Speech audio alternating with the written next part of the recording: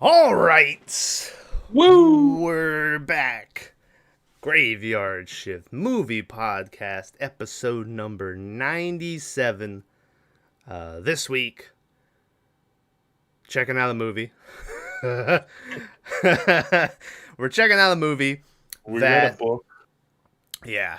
We're checking out a movie that we brought up when we did Apollo 18 as a replacement movie for See No Evil, because See No Evil was unavailable. And we brought this up because I thought about picking it that week, but then I looked and it was like an hour 50 minutes. And I was like, you know what? I want like an hour 20 minutes. And so that's why we watched Apollo 18. Throughout the course of that episode, Tyler, we talked about how we were kind of excited to watch this one. And we've always heard it was like a good movie. Uh, and so at the end of that, we decided, hey, well, we'll watch Abraham Lincoln Vampire Hunter from 2012. So that's what we did. We watched the movie. And I'm going to go out on a limb, Tyler, and say that just for me alone, I think this might be one of the worst movies I've ever watched in my life. I hated it. I I don't know what you feel. You might like it. We might have another audition on our hands, but the roles are swapped where you like this one. I don't know who were the people who were like this was good. But I'm gonna rock a 2 for Abraham Lincoln Vampire Hunter. And yeah. So that's my initial score, Tyler. The floor is yours, my friend. What did you Um, think of this one? I'm just gonna rate the movie, not that if it was horror or whatever, because we'll get to that. But I'm gonna give it higher than a 2, but I'll probably give it like a 4 or whatever. I don't feel like I wasted my time. There was parts in it that I felt like I wasted my time Uh watching, huh. but we'll get into all that. But I think this movie is for like the Fast and Furious crowd, like action type movie. It wasn't anywhere near what we like. You compare this and Well, Adoption. what That movie was a is it Adoption, the Chinese audition? movie? Audition, yeah, makes a lot more sense than Adoption. Now that I Adoption? think Yeah, about it, yeah. but yeah, it was like completely different films. Well, no, This the was only like reason I was saying that is because that movie. I think I gave it an 8, and you gave it a 2. So I was like, maybe it'll be swap with this one, and I give this one a 2, and you give it an 8. You know? well, no, I'm just saying like this type of film, Mm-hmm. like it's a horror in the way that Peninsula was a horror. Like, right? Like you watch Train to Busan and it was like a zombie movie and you're like, bet. And then you watch Peninsula and you're like, what? Yeah, What are we watching? Like this isn't yeah. even a It I say it every time that's not a horror film. Like a lot of times we watch stuff, but this one I don't think I Well, I mean, jumped at all. like we've talked about a lot, horror is kind of subjective to what people view it as. Obviously, like this movie has the label of action horror. I think that they're definitely in the beginning. There's horror aspects, but then about 15 minutes into the movie, it kind of just abandons all that stuff. After the horse scene, they should have just stopped the movie. Oh, they should have stopped the movie before that fucking horse scene. We'll Yeah, get to but that. that was like the main villain, right? Like so the reason I That said was it. yeah, yeah. Listen, hey, spoiler warning for Abraham Lincoln Vampire Hunter. If you've never seen it, we're gonna ruin everything about it. So you have been warned. Um, And you're welcome. and you're welcome. Yeah.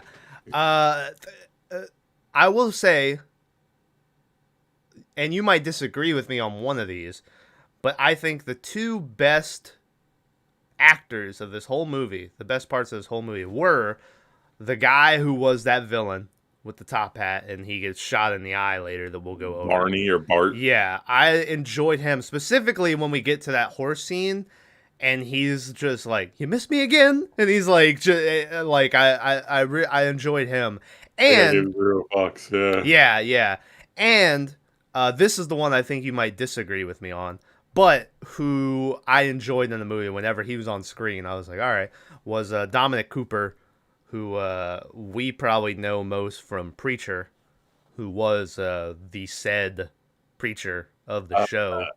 Henry. Henry is his role in this movie, but I enjoyed him as well.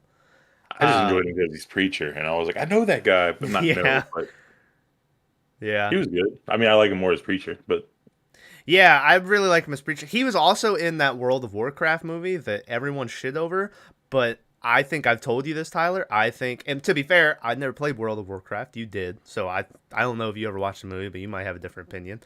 But I think might be one of, if not the best video game movies ever made. Like, I really enjoyed it. oh, you know what you just did, right? What did I do? What you just did. I can't believe you've done this. I'm sorry. You've just enabled us, or segued us into watching all the Resident Evil movies as Yeah. overtimes. Yeah. Well, me and Because not Maverick only is watched it one. horror, We got one out and of it, it. yeah, not only is it horror, but there's Mhm. 9 of them or something, Jesus. and you just did that to us. I Well, don't, you know, I don't hey, want to. Don't forget the Silent Hill movies. I think there's only one of those, isn't there? I think there might be two. A lot easier than you know. Yeah. God, how have you But done this? I'm sorry. That World of Warcraft movie ended on a fucking cliffhanger. Well, not a cliffhanger, but it was the beginning of a Yeah. story, and then it, like, everyone hated it, and so I think they were like, "We're not making another one," and I was like, "What?" My ex-wife texted me and was like, "This is that game you used to play, right? This movie's really good." And then I saw the reviews and I went, "That's why you're my ex-wife." Yeah, She did not find it funny, but I did. yeah. Also, Preacher in that movie, he was the king of, like, the land. His queen was Tulip. She was in it too, which they used to date, and then they, like, parted ways very weirdly before that last season of Preacher started. And it's weird because now she's, like, in a bunch of shit I've never watched before, but she's, like, a very highly acclaimed actress.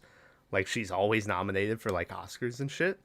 Tulip? Yeah, Tulip. Like, she's, like, a highly praised actor, but I've never seen any of the shit she's in, but she's always nominated for stuff. And so I think she's decent. I'm just not a fan of her Tulip.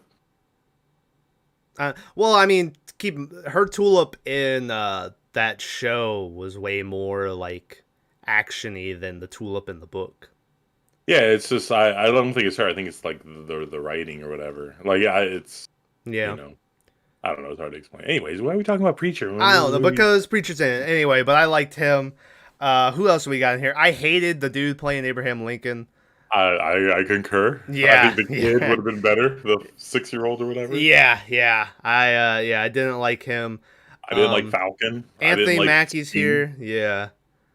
Was the Speed guy's from Always Sunny? I can't think of his name. I always recognize. Yeah, I think his name. Well, he's a McPoyle brother, but I can't. Yeah. I think his name is Lyle. Maybe he's Lyle McPoyle, but I can't ever remember the two names of them. But I remember Lyle McPoyle sounds right.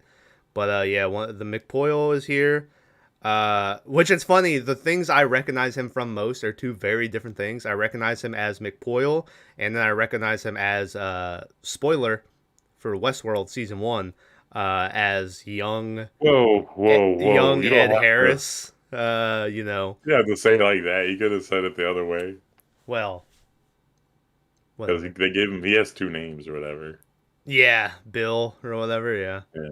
But I remember so that. I don't know if we've watched this yet, but the main villain is the same guy from Dark City, and Dark City is one of my all-time favorite movies. Okay. I watch it twice a year at least. Yeah. I don't know if we watched it for this because it's not. It might have been one of our first casts. I don't know though.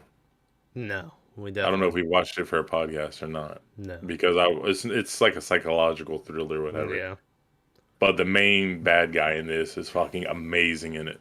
Yeah. I don't know. He doesn't get the screen time he deserves in this. And no, and like he doesn't really get time to make his character, right? So, Yeah.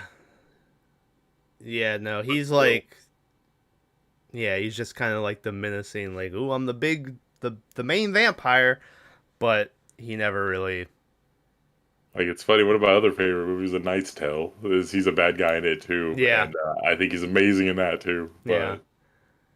But Um, everyone's like, riding Heath also, Ledger's very dead dick. So yeah, also a guy, wow, Jesus.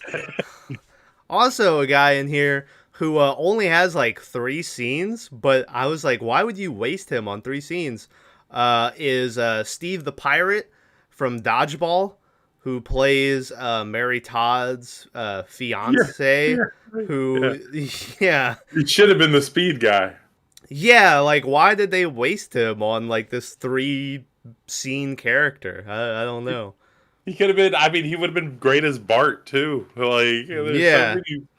Maybe he had other arrangements or something, but I don't or know. maybe this came out before you know everything. A Knight's No, it was, yeah, Tale. it was after everything. Like he was a big star, at least in my world. You know, but yeah, I don't know. They just kind of wasted him in this one bit role. Mary Elizabeth Winstead, I'm pretty sure that's her name, from Scott Pilgrim fame, is here playing Mary Todd. She was what was that girl's name in Scott Pilgrim? The main one, the one he I was in don't love know, with. Lucy or something. No, it was started with a G, I think. It was something stupid.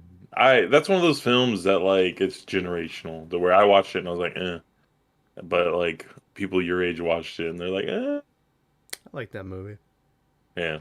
I mean, a lot of people did. It just wasn't me. I'm kind of on the op. A lot of people like that movie, and they really liked the books. Kind of thought the books were shit. I read them, weren't that great. So yeah, they did have a cool where then it's all in black and white, and then later they do a thing where they go to color. And they have a joke that specifically was because it was a black and white comic, and in the color comic, it's like this joke worked a lot better when it was in black and white or something. Like that's what they said because they didn't change it. But yeah, but she said, what was her name? Fiona? No, that's fucking Shrek's wife. Um, all I'm gonna right, look it up or no? yeah, hold on. Oh, Ramona, yeah, There you go. yeah. You spell Ramona funny. Yeah, Just starts with a G. sorry. um, but anyway, that's who's all here. Did we miss anybody else? I don't know that chick who was playing Um, the chick vampire. I don't either. It's probably some dude's wife. Because she wasn't good and she had two Well, speaking she lines. didn't. Did she even have speed? I can't even remember. Oh yeah, Look at me. yeah. I remember that, and when she came in where that kid was, and she's like, "Hi, who's your dad?" Yeah, it was horrible. Yeah, yeah. Now, the lady who plays his mom as a child. Uh huh. So, what's that show? It's on TMC. TMC's not a channel. Oh, fuck. It's all about the railroad and like racism and slavery, the iron something. Funny It's enough, a that's kind of what this movie turns into. it is it's the same thing, but it's an amazing show. Um, I don't know. Hell on Yellowstone, Wheels. Hell on Wheels. That sounds familiar. I know that show. Hell on Wheels. Well, his mom plays like a lady who got kidnapped by Indians, Hmm. and then they save her, quotation mark save, because she was like that was her life, Yeah. and she has like a tattooed face in it and stuff. Oh. But she's amazing. She would have been a better Mary Todd. Like it, Yeah. this, I don't understand. They went off of like who people recognized at the They're MTV definitely. Music Awards, I and got. not based on talent. This was definitely, I think, the most highbrow casted movie, if that makes sense. I don't think I said it, but like the most people in the movie we've ever watched, like from star wise, like we every role in this you pretty much know. I know the dude playing Abraham Lincoln's dad. Like I couldn't tell you his name, but when I saw him, I was like, oh, that's that guy. I know him. Um, but yeah, there's a lot of people in this movie. It's very weird that this movie exists and that so many Yeah. people signed up to do it. Um, yeah. Also, before we get into the movie, because it'll turn into this very soon. Throughout the movie, Abraham Lincoln always has disdain for slavery, and like his best friend is this black dude who later, spoiler, turns into Anthony Mackie. Um, and like anytime someone brings up slavery and they're like it's a complicated issue, he's like no it isn't. No, And no, he's yeah. yeah, and his whole thing is about ending slavery. Just putting it out there, all right. I don't know if I'm the only one who remembers history class. Abraham Lincoln never set out to free slaves. Like that was not his like whole thing forever. He was not always like I'm ending slavery. It's the that just sort of came along and it was for the best of the country. And he was like, "All right, let's end slavery." Like it was never like his life mission to end Um, slavery, you know? Historians say, and I don't think it's all because like we don't really know, Mhm. right? But historians say that the whole reason Lincoln did away with slavery is because he needed the soldiers to win the Civil War. That's yeah, I've heard that. Um yeah, there was a whole bunch of it was never about like for the good of like the African Americans. It was just like this is what the country need. It was just like best for the country. He was all about doing what helped the country and it just so happened that like that fit into that. And so he was like, "All right, let's free the slaves," you know? But I this mean, this whole movie isn't historically accurate, though, right? Like, so I see what they were just trying to make it, yeah, yeah. you know. I mean, I think we can all agree. Shout out Abe Lincoln freeing the homies. Yeah, I remember when But I used to be able to get a value menu for one Abe Lincoln. yeah, He ain't worth shit now. no, can't buy nothing. Yeah, it's like a soda. Anyways, let's talk about inflation. That's what this podcast is Inflation, about. It's yeah, all yeah. about inflation. Um, but yeah, that was just a thing which I get it because I think everyone kind of nowadays is like, oh, that's what Abraham Lincoln's known for. He freed the Freed slaves. the slaves, yeah. So it makes sense that the movie is like he hates slavery, but like I just always like that was not his thing. Like it just so happened that that came along and he was like, all right, let's do that. But so that was just a thing I wanted to talk about. Um, So let's start. We haven't even all gotten right, into the let's movie yet. The potatoes and meat. let's. Movie starts off with Abraham Lincoln writing a letter, or it's not even a letter. It's just he's writing in this journal he has, and he's doing this voiceover, and he's like, uh, history will remember me for whatever. He's like, it won't know everything. I've struggled with a fight against darkness and stuff, and he's like, I'm leaving this letter for you or whatever. And when he says that, we see like a horse and buggy pulling off, and then we see preacher standing there with like the journal, and so you assume like, oh, he left this note for preacher. Um, Thinking back to it at the later though, I don't think that's what he was doing. I think he was leaving that for like later Yeah, presidents down the line yeah, or something. Yeah, just for people, just for to people in call. general. Yeah, but that's what it makes it look like at the beginning. But I Which don't. is kind of fucking egotistical, thinking that anyone would give a fuck about your life. Yeah, You I know, I wanted this movie to start with because he's writing the letter and he's like, history will remember me as a father, a husband, a president, or whatever. And then I wanted him to be like, but I was also a motherfucking vampire hunter. And then for the, yeah! Just like, yeah. But it didn't. But that would have been pretty cool if it did. um, but yeah, so that's how the movie opens up, and then we fade into a flashback to little like 11 or 12-year-old Abraham Lincoln, who is here and he's got a hatchet and he's like chopping some wood. He's on a dock with his dad, and they're they're sitting there doing some early 1800 stuff, whatever you did back then.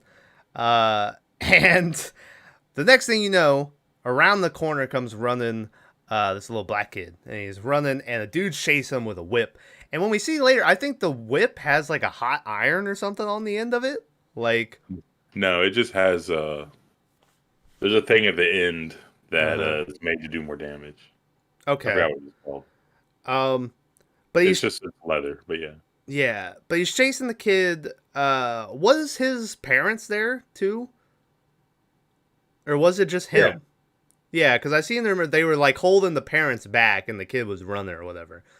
Um, No, they had the parents in chains and loading them on yeah, a boat. yeah. Yeah, yeah. So, the guy chases the kid and eventually gets him to where the kid's like dropped on the ground and he's whipping him and shit. Abe sees this, and he's like, that's my friend. I gotta help him. And the dad's like, no, you can't do that. And Abe says, well, he's a free. They were born a free man. They were born, Yeah. free or whatever. So you can't take a free. And his dad's like, oh, we don't mess with this sort of stuff. But Abe breaks free, and he fucking charges at this dude with a hatchet. With a hatchet. Yeah.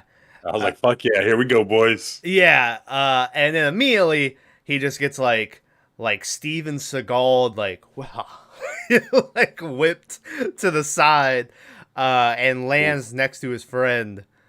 What was the sound effect of that throw again? Wow, that's what. Just making sure. Yeah, and yeah, he gets knocked down next to his friend, and then the dude starts whipping both of them. And that's where the issues arise from, because now he's whipping this white kid who his dad's standing right there. So the dad comes over and like grabs the dude and punches him and then throws him off of the dock into the water. Kind of an analogy for life right in today's society, if you think about it. Yeah. You're whipping, a POC. Uh-huh. No one says anything, but the moment you hit a overprivileged white kid, the world erupts. Yeah. Yeah, get out of my politics. Sorry, I don't know, but keep going. So he gets thrown into the water, and then also, by the way, when he was whipping him, we get a slow-mo shot of that thing on the end coming down and hitting the black kid in the cheek, and he gets like a scar. All just so you recognize him later. It is pointless. It's the most bullshit thing. You're wasting so much money for that. Yeah. Like, hey, you're that kid from when I was young, right? Okay. It reminded me, because I think Django came out around the same time, and Django has the cool like scar underneath his cheek that they have a whole backstory for, like these hot knives and stuff. And it was like the director of this movie was like, "That's pretty cool. Why don't we give you a scar?" So they just have him get whipped in the face. There's a point later on in this movie where Preacher does the Arya Stark special, and I was like, this came trust out me, before that. We're gonna talk about that. Yeah, I saw it, and I was like, what? Yeah, I was like, what?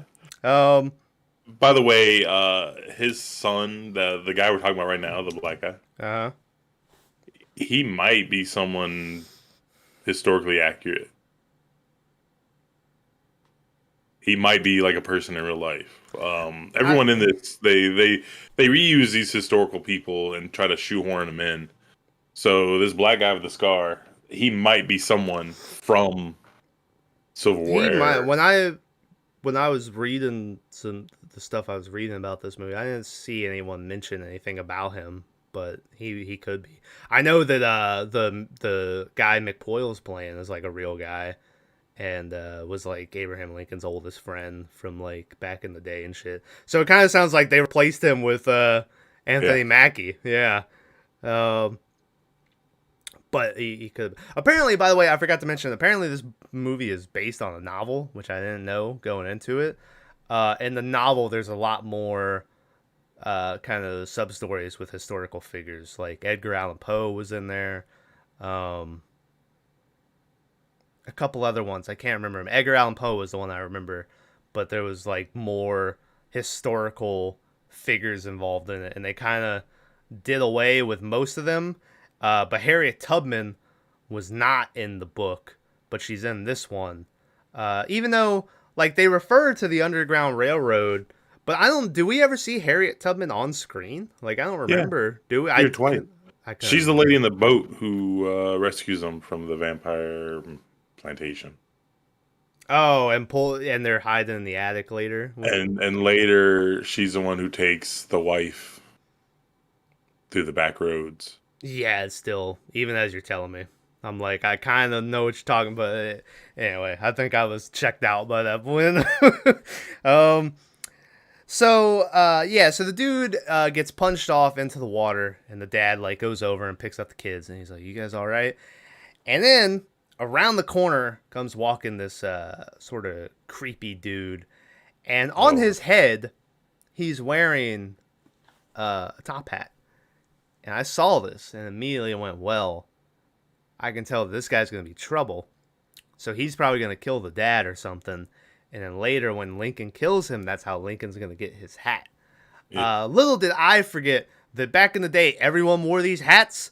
So that doesn't happen. Later on in the movie, Abraham Lincoln just gets a hat. And that's just the hat. And so it was like, oh, okay. Um, but the dude comes out and he's like that guy works for me. This is part of our property or something, talking about the black kid. And the dad's like, he was hitting my son. He talks about you're if you're born free, you can't be taken under chain, and all this shit. And the guy is kind of just like, yeah, fuck off, we're gonna do what we want to do. So the dad takes a step towards him, and the guy like pokes him with his cane, and the dad's like bent and like grabs the cane and goes to rip it out of the dude's hand, but the cane comes off, but then the guy's just holding a gun, and so it was like a come apart, and now he has a gun, and he's like, haha. So he's like, you have to pay the debt for the kid or whatever. And the guy's like, I'm not giving you any fucking money. And he like takes the kids away. it's not what he says. The only way you'll get a cent from me if it's wrapped in my fist. Oh, And I was okay. like, that's pretty badass. Yeah. And so as he leaves, the guy is like, there's more than one way to pay a debt. And that's kind of the ominous,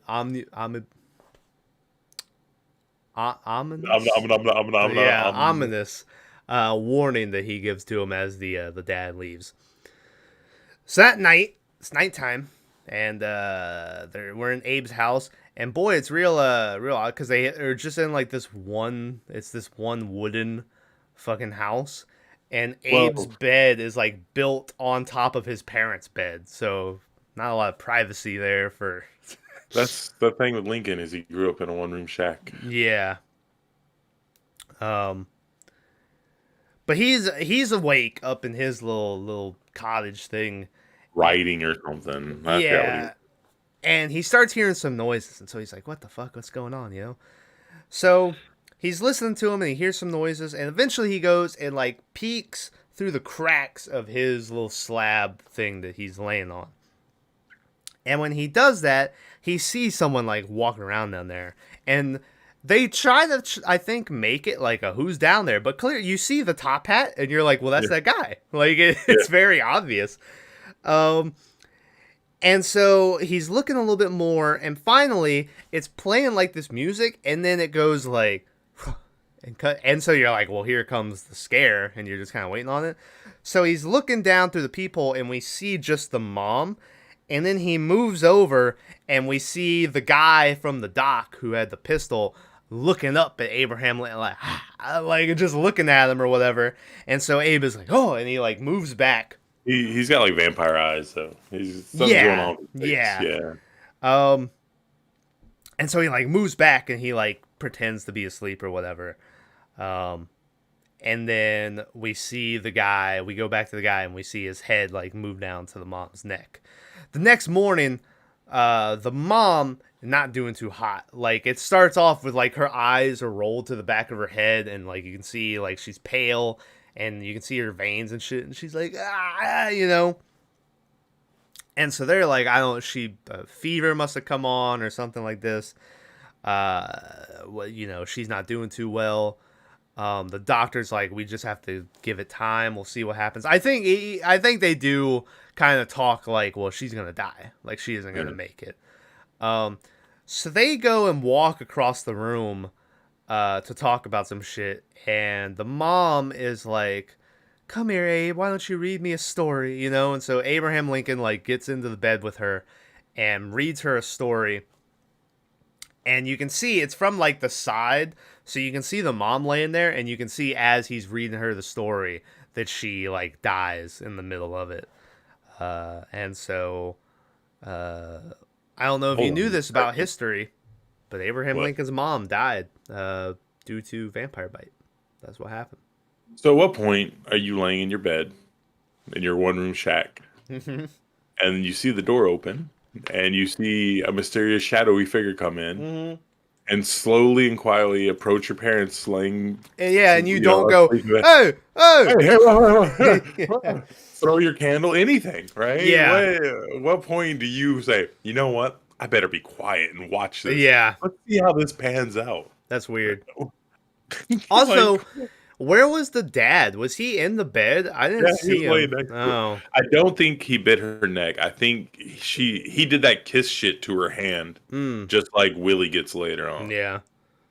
So, but it made no sense to me. I'm like, why would you just? I was like, you see a poor little kid getting whipped on the boat docks, and you're Yeah, and like you're I rushing gotta there to help. act. Yeah, Yeah. yeah, but your own family members are laying asleep in bed, and you're like, let's they can handle it, you know. Yeah. Yeah. I don't know.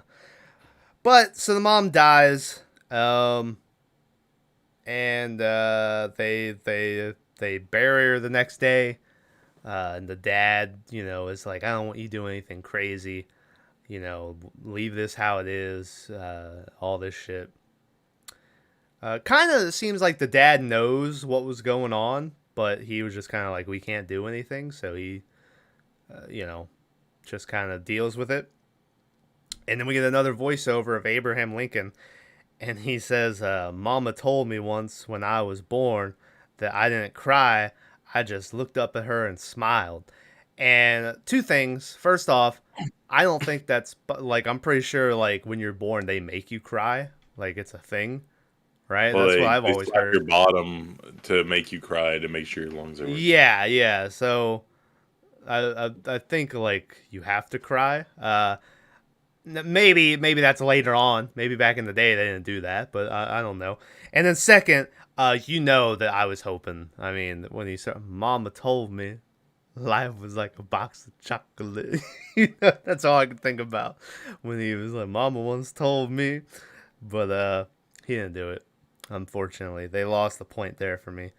Uh, they should just start. So keep in mind, I've docked points because they did not start the movie with the CSI, yeah, the Who song, and I docked points because they did not rip off the Mama Told Me. Life was like a box of chocolates. So that's my problems with this movie so far. Now we flash forward to 9 years later, and Abraham Lincoln's dad is dead now.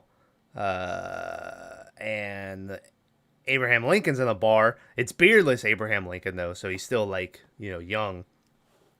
And this will be the guy playing Lincoln throughout the rest of the movie. So this is the main dude, the one that me and Tyler both agreed was probably one of the worst parts of the movie, which Is he in other stuff? I don't know. Apparently he's in that Jessica Jones show that was canceled on Netflix. But I don't know. He was it was weird because he was like the one out of the main group of people I didn't know, and he was Abraham Lincoln, which doesn't make sense because it's not like they went for someone who really resembled Abraham Lincoln. Like the guy didn't look anything like him. Uh, so I don't know why they couldn't have picked. They could have picked anybody, but they picked him. But he's in the bar. He's getting real drunk. And next thing you know, sitting down next to him is Preacher. And Preacher says, usually when a man's drinking like that, he's working up the courage to kiss a girl or kill a man. So which one are you? And then he like slaps him on the back, and out drops a flintlock pistol that Abraham Lincoln was hiding in his like jacket, and hits the ground. And Abraham Lincoln's like, oh, and he like grabs it. And he's like, I gotta leave. And so he goes walking about his day, and he goes to the dock where the movie began, where that one creepy dude with the top hat hangs out. And it's nighttime, and he kind of eavesdrops on them as he's having a conversation with who will come to be the main bad guy, who I think his name in the movie is Adam. Yeah, this would be Adam and Eve. Yeah. Yeah, but I don't know the name of the guy who played. Even though I did know the actor, I just don't know his name. And the girl is there, who also is one of the main bad guys. But he watches them as they talk, and then eventually the Adam and the girl get in a boat and they go rowing off. Abe then watches as the creepy dude like goes walking back towards his little shack that he has on this dock, and he goes creeping up behind him and gets all the way like a foot or two back from him, and cocks the hammer back, and the dude turns around like, huh? And then Abraham Lincoln goes to shoot, but if you know anything about history and flintlock pistols, it's not even a jam. What is it, Tyler? It's like a dead fire or something. There's a word for it, right? Well, I mean, it's a muzzle loader, so like it's the wet powder is what it is. So I don't know the name for it because I'm not a big reenactment guy, but it's pretty much the same thing as a squib load. Mm-hmm. So it squibs and the fire ignites, but it doesn't have the acceleration. Yeah, either way, all this explanation we do just means the thing doesn't shoot. It just kind of and just doesn't do anything. And so the dude is like, oh, pity, you almost ended this, the nightmare or whatever. He has a weird line, which is weird because it doesn't seem like that guy later on in the movie has an urge to die. Like, I'm gonna be honest. That was the most relatable thing the guy says. Oh yeah, because he's like, "Oh man, to think that it'd all be over right now, and I wouldn't have to deal with this horse shit anymore." Yeah. And I was like, "I feel you, buddy." So immediately Abraham Lincoln doesn't even try to fight, which I thought was weird, because at this point he doesn't know that this guy has like super strength that we'll get to.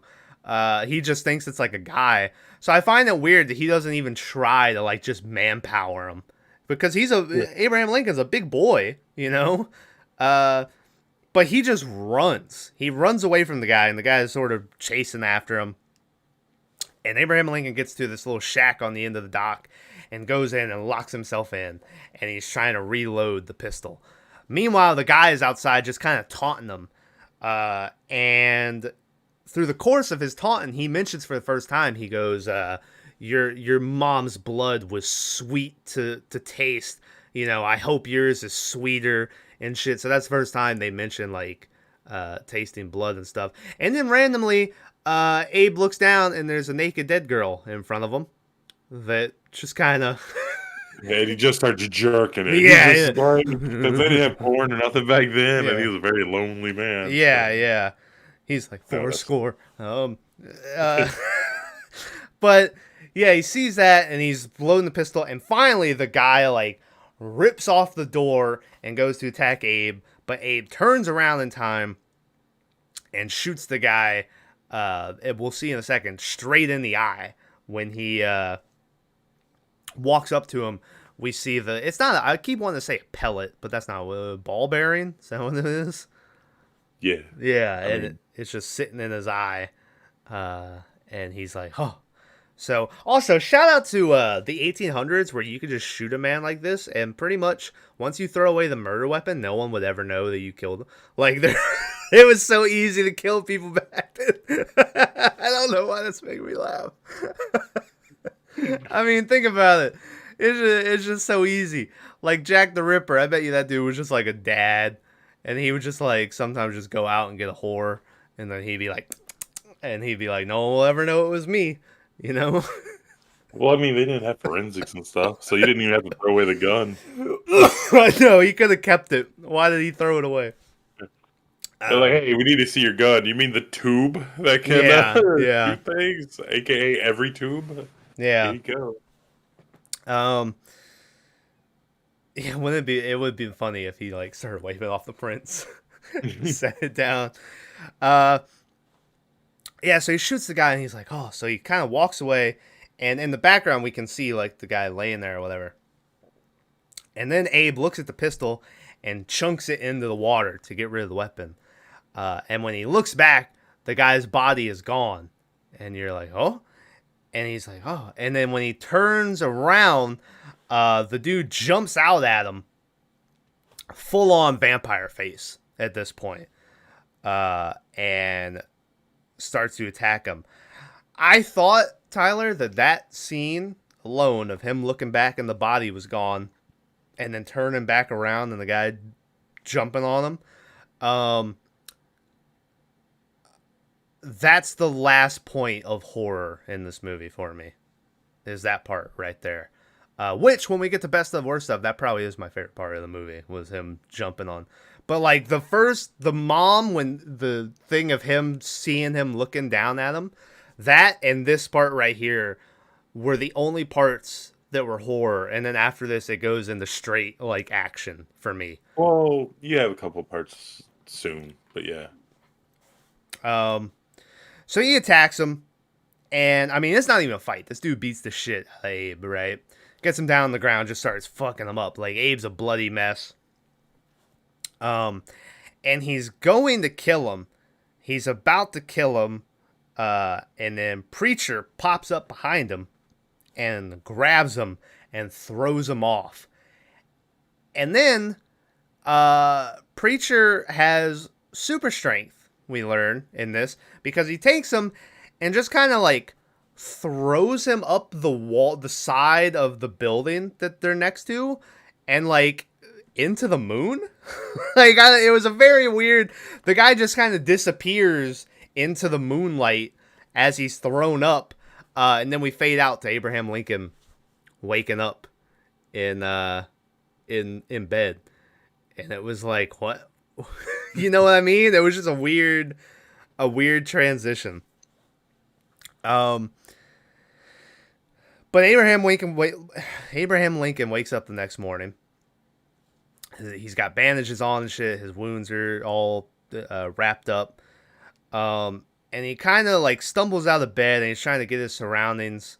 And he comes downstairs. And the whole time he's walking, you can kind of hear like this. It sounds like a woman screaming. And it was like, is that a bird? Are we not going to talk about that? Like, what is that?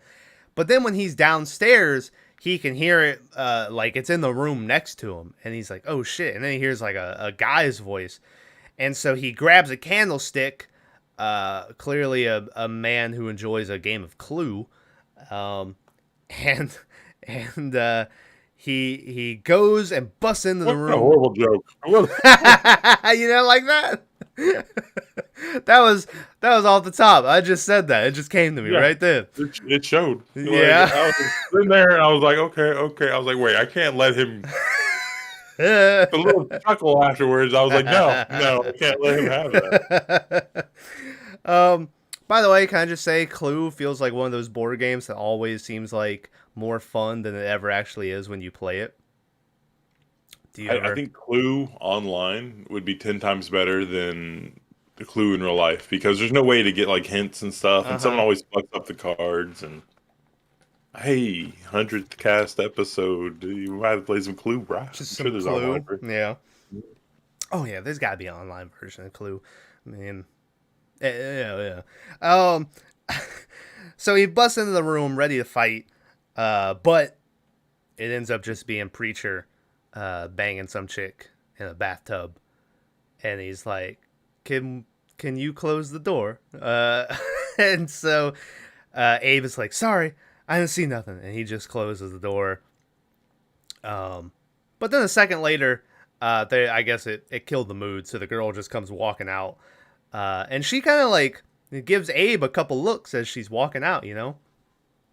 And then the preacher comes out after her and starts to tell Abraham Lincoln kind of what's going on.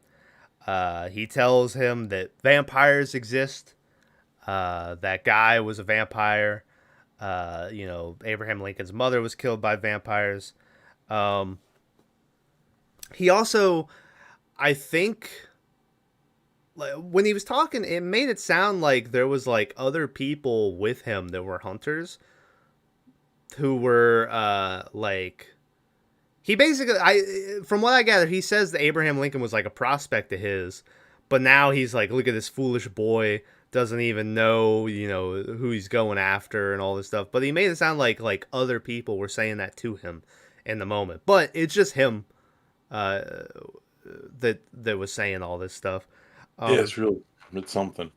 Yeah, as he's doing this, he's walking around the room and he's putting on sunscreen and he's wearing sunglasses before they go outside. And so immediately I'm like, well, he's a vampire. Yeah, how I did you mean, not know it? yeah, I'm like, obviously this guy's a vampire. Um, but, uh, but yeah, he tells him, he's a hunter and he needs, help hunting these vampires and shit. And Abraham Lincoln is like, all right, well, I want to do it. So preacher is like, well, if you agree, you have to do this, you have to do this, you have to do. And as he's listing it, it just kind of fades out. And Lincoln is like, as he was talking, I didn't listen to anything he was saying. All I was focused on was like killing the guy who killed my mom. So he's just signing up for the. He doesn't really care about the hunt. He just wants to kill this one guy, and that's why he's agreeing to be trained by Preacher. So, Preacher takes him downstairs and pulls out like a 7 fucking barrel shotgun or something. It's like got the ring. It's just in a circle of different barrels. And he has that, or he has a blunderbuss, and he's like, "Which one do you want?" And Abraham Lincoln's like, "Well, I'm not too good with irons, but I am good with an axe." And it like pans over and there's like an axe and a tree stump. And so Abraham Lincoln has chosen his weapon for the movie. Preacher then takes Abraham Lincoln out into the woods and tells him he wants him to chop down this tree in a single chop. And Abraham Lincoln's like, that's impossible.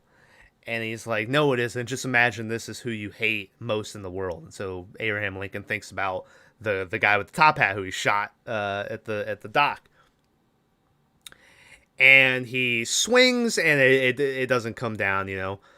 So he keeps doing this, and Abraham Lincoln, or not Abraham, Preacher the whole time is like, well, I guess you didn't hate him enough. Hate that he killed your mom. Hate that he, ruined your life. And is just kind of egging him on and shit. Until finally, Abe swings it, and you get like a slow-mo of the tree just like just like blowing apart. And and Preacher's like, see, that's the strength of hate. That's what I'm gonna teach you about, right? So I guess they bring this up to make you think that like that's how Preacher is so strong when you saw him earlier. But like we said, clearly we're like, well, he's just a vampire. Like, also, can I say this had no point in being in the movie because he maybe uses that super strength once I can think of throughout the whole movie. He never like chops a guy like that. He chops a couple heads off, but that I guess maybe I think they mean to think that all his swings are that strong, and that's why he's Oh yeah. It just seemed pointless to me later on in the movie. But anyway, he takes him in a room. After this, he takes him into a room, into this dark room, and sits him on a chair. And he's like, your enemy can turn invisible, so you have to learn how to fight invisible enemies or whatever. And closes the door, so they're in pitch dark. And then Preacher just straight up fucks up Abraham Lincoln.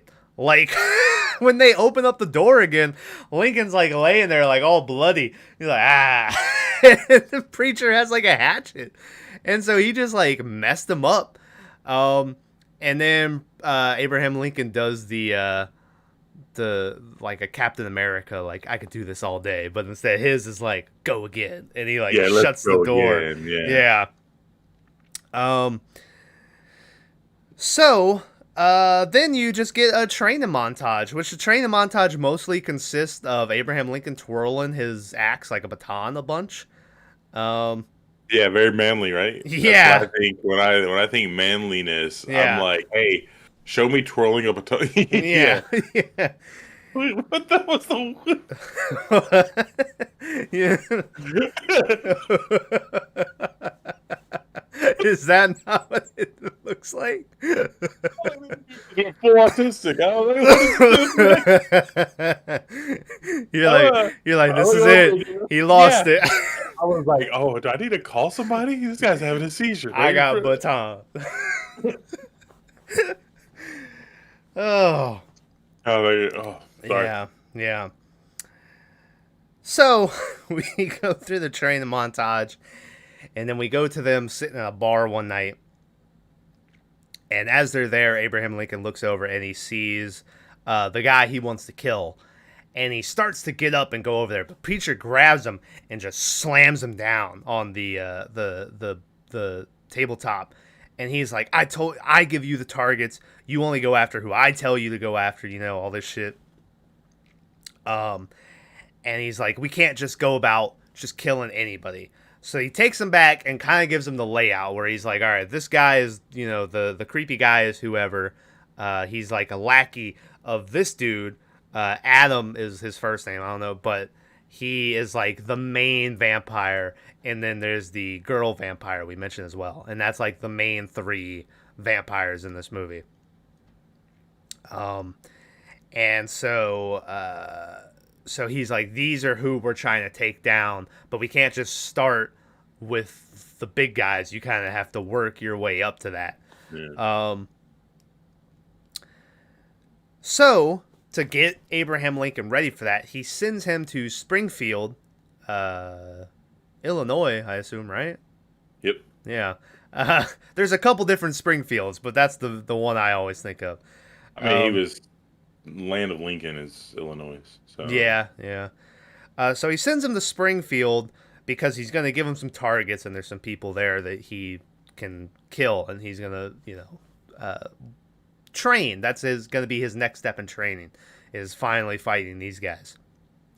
So he goes there, and the first guy he runs into is a guy that we'll come to know. His name is Speedy in the movie. But he's the guy, Lyle McPoyle or Ian McPoyle, whatever his name was, and Sonny. But I'll refer to him as Speedy throughout the rest of the movie. But Speedy is here, and he's chasing the dude out of the store, and he's straight up just doing the McPoyle yell, where he's like, "You will never come back here," like he's just, yeah. So I was excited about that, Abe comes in. And he talks to him for a little bit, and this is when I wondered, he comes in, and the guy's like, "Oh, I'm Speedy," whatever his other name was, and then Abe is like, "Oh, hi, I'm Abraham Lincoln," and I was like, why is no one ever like, "Holy fuck, Abraham Lincoln"? Because I mean, it's Abraham Lincoln. This is my best material, Tyler. Come on, man. It's something. That's all I could. Once I thought about that, I was like, that'd be great if someone was like, "Holy fuck!" It spawned off of. Have you seen that Family Guy clip where they do a Back to the Future spoof, and Peter and Brian are riding with Cleveland, and Cleveland's like, "Oh yeah, Ronald Reagan, the president or whatever," and Peter is like, "Ronald Reagan, the actor, he's the president," and Brian is like, "Peter, you're from the future. You're the one that knows this." That's what it reminded me of when I was thinking about that. So threw it in there. I want to say the joke went about but we'll move on with the next one. Pretty generous. Yeah, generous on the yeah. So, what did Abe want to buy What? I couldn't remember, but He yeah. wanted a room, Oh, okay. But and they did this whole thing where he wanted a room for free, and the guy was like, that's dumb," and he was like, "Yep," and then he left. It was this. I The writing in this is the worst I've it's ever seen. yeah, it's not great. Um, yeah, because basically he wants the room, and dude's like no, and so Abraham Lincoln takes like 2 steps, and then the guy's like, actually, I just got rid of my last, the guy who works in the store with him. So he's like, I have a room free, but you have to work here. And so Abraham Lincoln's like, all right. And so immediately just change it, and now he's gonna let the guy live here for free and work here. There's a joke in there where he's like, usually people pay for things. That's how commerce works, idiot. Yeah. And it's supposed to be like this joke that, like, I'm sure some dude laughed at somewhere. Mm-hmm. And like it was the whole. It would have made much more sense for them to be like, just go straight into the, well, I have a room, blah blah blah. But it didn't. Yeah. Uh, so once again, we get another Abraham Lincoln voiceover. He's talking about some bullshit, and it does one of the like classic movie thing where he's like, I can't have friends and family or a wife, but what girl would fancy me anyway? And then like immediately it cuts to like Mary Todd walking into the store, and it's like, oh, so uh, Lincoln's up on like a ladder. He's messing with some shit, and she's like, "Excuse me, sir, can you help me with it?" And he's like, "In a second, ma'am." And he's kind of like court with her or whatever. That's not the right word. Is it court with her? Kurt with her? No, What is it? I don't know. I'm not sure. He's rude. He's a little rude, right? And so she's like, "Well, I never," one of those things. And she just straight up starts to leave. So Lincoln like jumps off the ladder onto the counter and like jumps in front of her. And he's like, "Oh, I'm sorry. I'm busy doing some shit." Um, and they kind of talk a little bit, and then in comes walking who I thought was her dad, but then later I realized that was her fiance, and I didn't recognize him here when he walks in, but it's Steve the Pirate from Dodgeball, and Steve the Pirate's here, and he like introduces himself, and then he starts to like ask about, hey, are you a voting man? And he's like, I want your thoughts on the election, and it was about like slavery, and the weird thing is I could have sworn that this guy was for keeping slavery out of Springfield or whatever. Like, wasn't that what he said? Yeah, he was like, I'm trying to keep slavery Yeah. out of. Yeah. And then later in the movie, he turns into like, no, slaves. Like, weird. Crazy part is you just never see him again. It's homegirl's fiance, and then he literally vanishes. You see him here. You'll see him at a party later, and then you see him at a council meeting later on in the movie. So you see him a total of 3 times. Steve the Pirate. 3 scenes in this movie. But they never talk about how, back in the day, if you're engaged or whatever. Yeah, and then suddenly you break it off. And then you're with some new dude, and like they don't talk about how she has money or any of that stuff. No. Yeah. Like they literally never have a scene of her like breaking it off with Steve the Pirate. It just all of a sudden goes to like him and her are getting married, and it's like, well, what happened to? They never mention it. So I think maybe you could say that's why his position changed later. Maybe it's spiteful to like her. I don't know, but in the same sentence that he says, I'm for keeping slavery out of Illinois or whatever, or Springfield or whatever, and Lincoln's like, oh, okay. And then he's like, oh, slavery is a complicated issue. And Lincoln's like, I strongly disagree with that. And that's your first, like, Lincoln's like, I hate slavery. But the thing is, it's like, why did he go from we need to keep slavery out of, where, to being like, it's complicated? And it just seemed like a weird flip-flop literally in the same sentence. It was, I don't know. So while they're there, Speedy comes walking in and he hands Abraham Lincoln a letter. He's like, "Oh, you got a letter," And he opens it up, and it's from Preacher, and it's Preacher giving Abe his first target, who is a pharmacist at this pharmacy. That's his first target.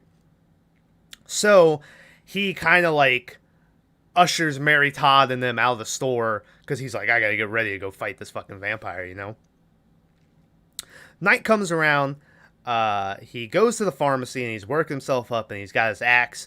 He's thinking about all his training. He's like, all right, we're ready to fucking, kill this dude. He breaks into the door, or he just gets into the pharmacy and sneaks up on the guy. And as the dude is like, he's crushing up powder in like his bowl, the pharmacist, he like turns and they make eye contact, and then immediately he's just like, powder.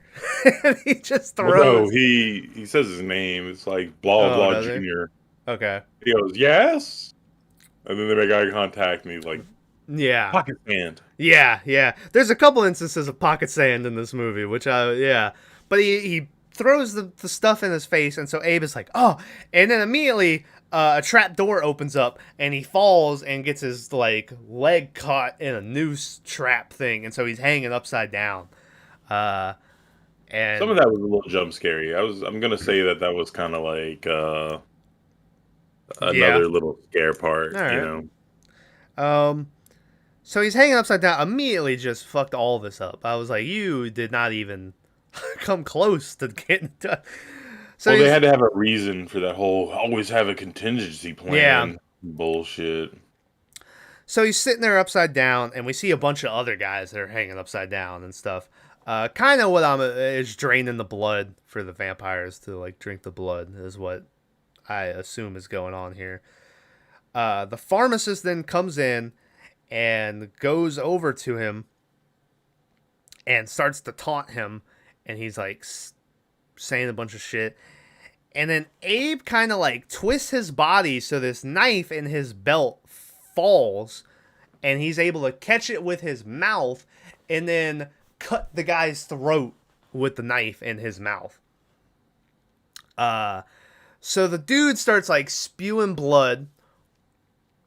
Abe then manages to he gets the knife and like cuts himself down, and he gets his axe, and as the guy runs at him with his throat still cut open, Abe swings up and chops the dude's head, and so that kills him. By the way, I forgot to mention this part because as I said that, I realized this. If you're wondering how he kills him with the axe and like the knife and stuff when he shot a guy in the face and it didn't kill him, his weapons now are silver. He has a silver lined axe or whatever because what was it was when wasn't it like when Cain killed Abel or something? He used that. What was it? When Judas betrayed Jesus, he was paid 40 pieces of silver. Yeah, so silver became like a biblical fucking anyway, silver kills the vampires. That's the big, thing here. So that he has a silver lined like all his weapons are silver and shit. So that's how he's able to kill them with the axe. Keep in mind later that they'll kill plenty of vampires without using silver, and it works. Yeah. Until it doesn't, and they need it as a plot device, and then, Yeah, which is the dumbest shit ever, and I'll get to the why when we get to it. But it was just like, when he finally figures something out, it's like, really? Just now you figure? Like, we'll get to that. But yeah, he cuts the dude's face, and he killed his first vampire. There's a thing where they make the vampires, their blood is like darker, but it just looked like this guy was covered in like chocolate, like it was just like was chocolate blood on his face. But yeah, so he like buries the guy, and he's like, I was now full on into my mission of eradicating, all this shit. The next day, Abe and Speedy get invited to a party, and Speedy's like, you gotta dress up nice for this. And so when they get there, Abraham Lincoln has donned like the suit, and he's got the top hat for the first time. And like I said, that's the top hat. That's the Abe Lincoln hat. I thought there was going to be a whole thing where once he kills the guy, he keeps like the hat as a memento, like as a look at what I did. But no, this is the hat. And Speedy is like, you look great, but you need to lose that hat. It makes you look ridiculous. And it's one of those like, haha, you get it? Because like that's what he's known for, is the hat. When they go in, what's up?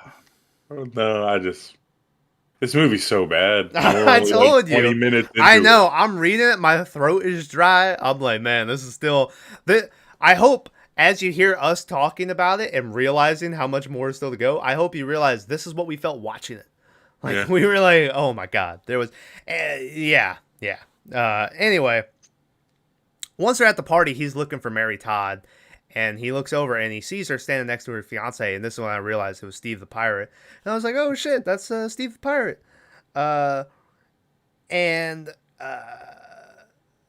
You could tell, though, that Mary Todd is like clearly wanting the D from Abe, yeah. And her whole kind of reason behind this is she doesn't want, like, she wants more adventure in her life and shit. And, like, the dude that she's with, his name is like Douglas something. That's Steve the Pirate. That's like the safe, like that's who her family wanted her to marry and all this shit. But she like wants to like step out of that, so she's kind of interested in Abe. And they're like dancing around at the party, and they're kind of telling each other about each other's life. And he admits to like, he's like, that's why I'm interested in you too and shit. And so, so they start this not yet a romantic relationship, but it's getting there. And in the back of my mind, I was like, all right, well, how's this going to play out with the fiance? I figured the fiance was going to turn into like another villain. Like he was going to go to the van, but no, after this, you literally don't see him again until almost the end of the movie. And then he's just out of the picture, and then they get together, and like that's just how it is. So I don't, maybe there was a deleted scene. I didn't care enough to look, honestly, but I don't know. Abe, his next target is this dude who works at a bank. When Abe goes up behind him to kill him, the guy turns invisible. So Abe is kind of looking around for him, and then finally, this is why I say he pulls out pocket sand and he throws it in different directions to see where the guy is, and then he cuts off the guy's head and kills that guy. We then get another quick flash of Abraham Lincoln, like he's talking about like this spreads farther than I could have ever thought. They're everywhere. They're shopkeepers, blacksmiths, all this shit, and we see him like fighting like a blacksmith, and he does the thing where like the blacksmiths hold him down, so like he hits the air thing into the fire to push the air or the fire up into the guy's face, and he kills another vampire. And then we cut from that straight to him on a date with Mary Todd where he's like falling asleep, because now basically he's Batman, and he's like working his day job, and then he's going out and fighting crime at night, and so he's like tired and stuff.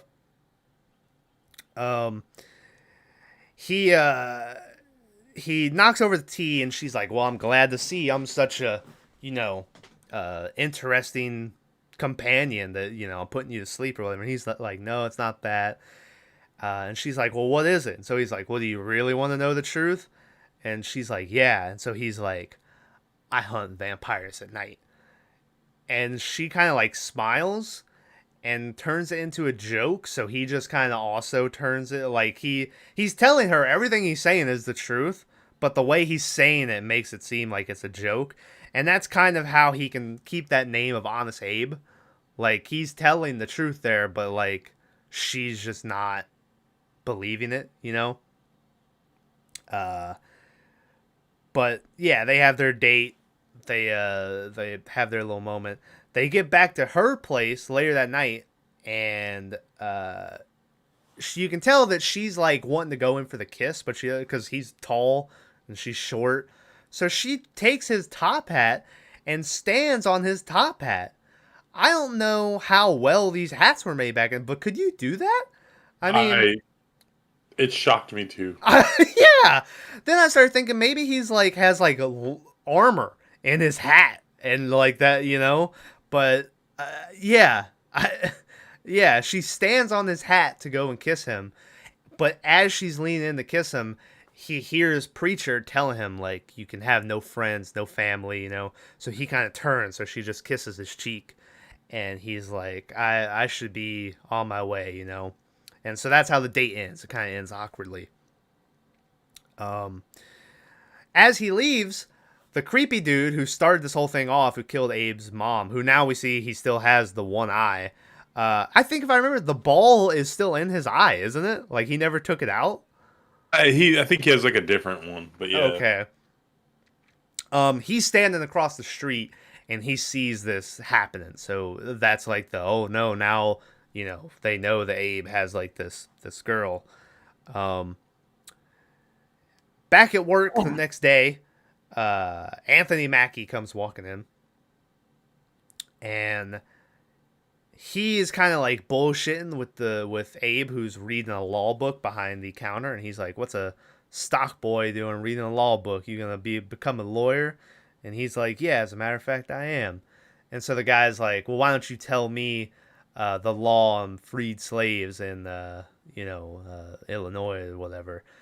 And so he reads the law, and he's talking about if you're a free man, you can't be chained, that we've been over to already in the beginning. And so the guy's like, "All right, cool." And then he turns it around and he's like, "A wise woman once told me that fucking what did even the mom say? I forgot about it at this point." As long as anyone's a slave, no one's a free man. That's it. Yeah, yeah. And as he says that, he turns around, and clearly, it's the friend, right, from the beginning. Yeah. Fucking, God, what was his name? Henry. No, Henry was preacher. Will, yeah. William Johnson's his real name. He's a real person. I sent you a link. Okay. He was Abe Lincoln's personal valet. Ooh. It's just fine. It is what it is. He's a free man. Yeah. But yeah, and so Will turns around, and it's like, oh, it's Will. And he's got the scar on the cheek. And you're like, okay, that's Will. But then the movie is like, did you know this is Will? And so it like whoosh, and does a flash where you see like the little kid, and then flash back up, and he's like, Will, my best friend from 7, like he said. And it's like the movie's only been on for 20 minutes. Did people forget the beginning of the movie? Like, it was like they had to spoon feed you. It felt like it was much, much longer than 20 minutes. Like, at this point, you're checking your watch. I even checked the time. Yeah. On the video. I was like, Jesus. But yeah, so Anthony Mackie's here. He says that, these bounty hunters are chasing him. They're trying to, chain him up, send him off as a slave. But, he's a free man. So he's like, I need a script that saying, I'm a free man. I don't know if it's script or writ. So, yeah. Like a legal document or whatever. But, yeah. And so Abe is like, all right, well, let's go get you one, And then as they're leaving, fucking Speedy is like, where are you guys going? And he's like, oh, this is my best friend Will from, years ago. He's my oldest friend. And he's not being super shady, though. Like Will or Speedy? Speedy. The whole time you get this feeling like Speedy hates black people. Because that's the thing. Like, Will is like, hi, Speedy, nice to meet you. And he holds out his hand, and there's that moment of like where he doesn't extend the hand, and you're like, oh, is Speedy gonna turn out to like not like black dudes? Yeah. But he like shakes his hand, but then throughout the course of the movie, and one specific one that we'll get to, I don't want to say it now, but he's always very fishy about him. Yeah. It's weird. But so he's like, all right, well, I'll hold down the store while you guys are gone. So they're like, okay. So they walk out, and then immediately they just get caught. Like, there was no time in between them walking out. They make it like off the porch, and then they're like, "Got him." Yeah, yeah. And so Abe is like, ah, and just starts beating the shit out of these guys. So they get locked up for the night.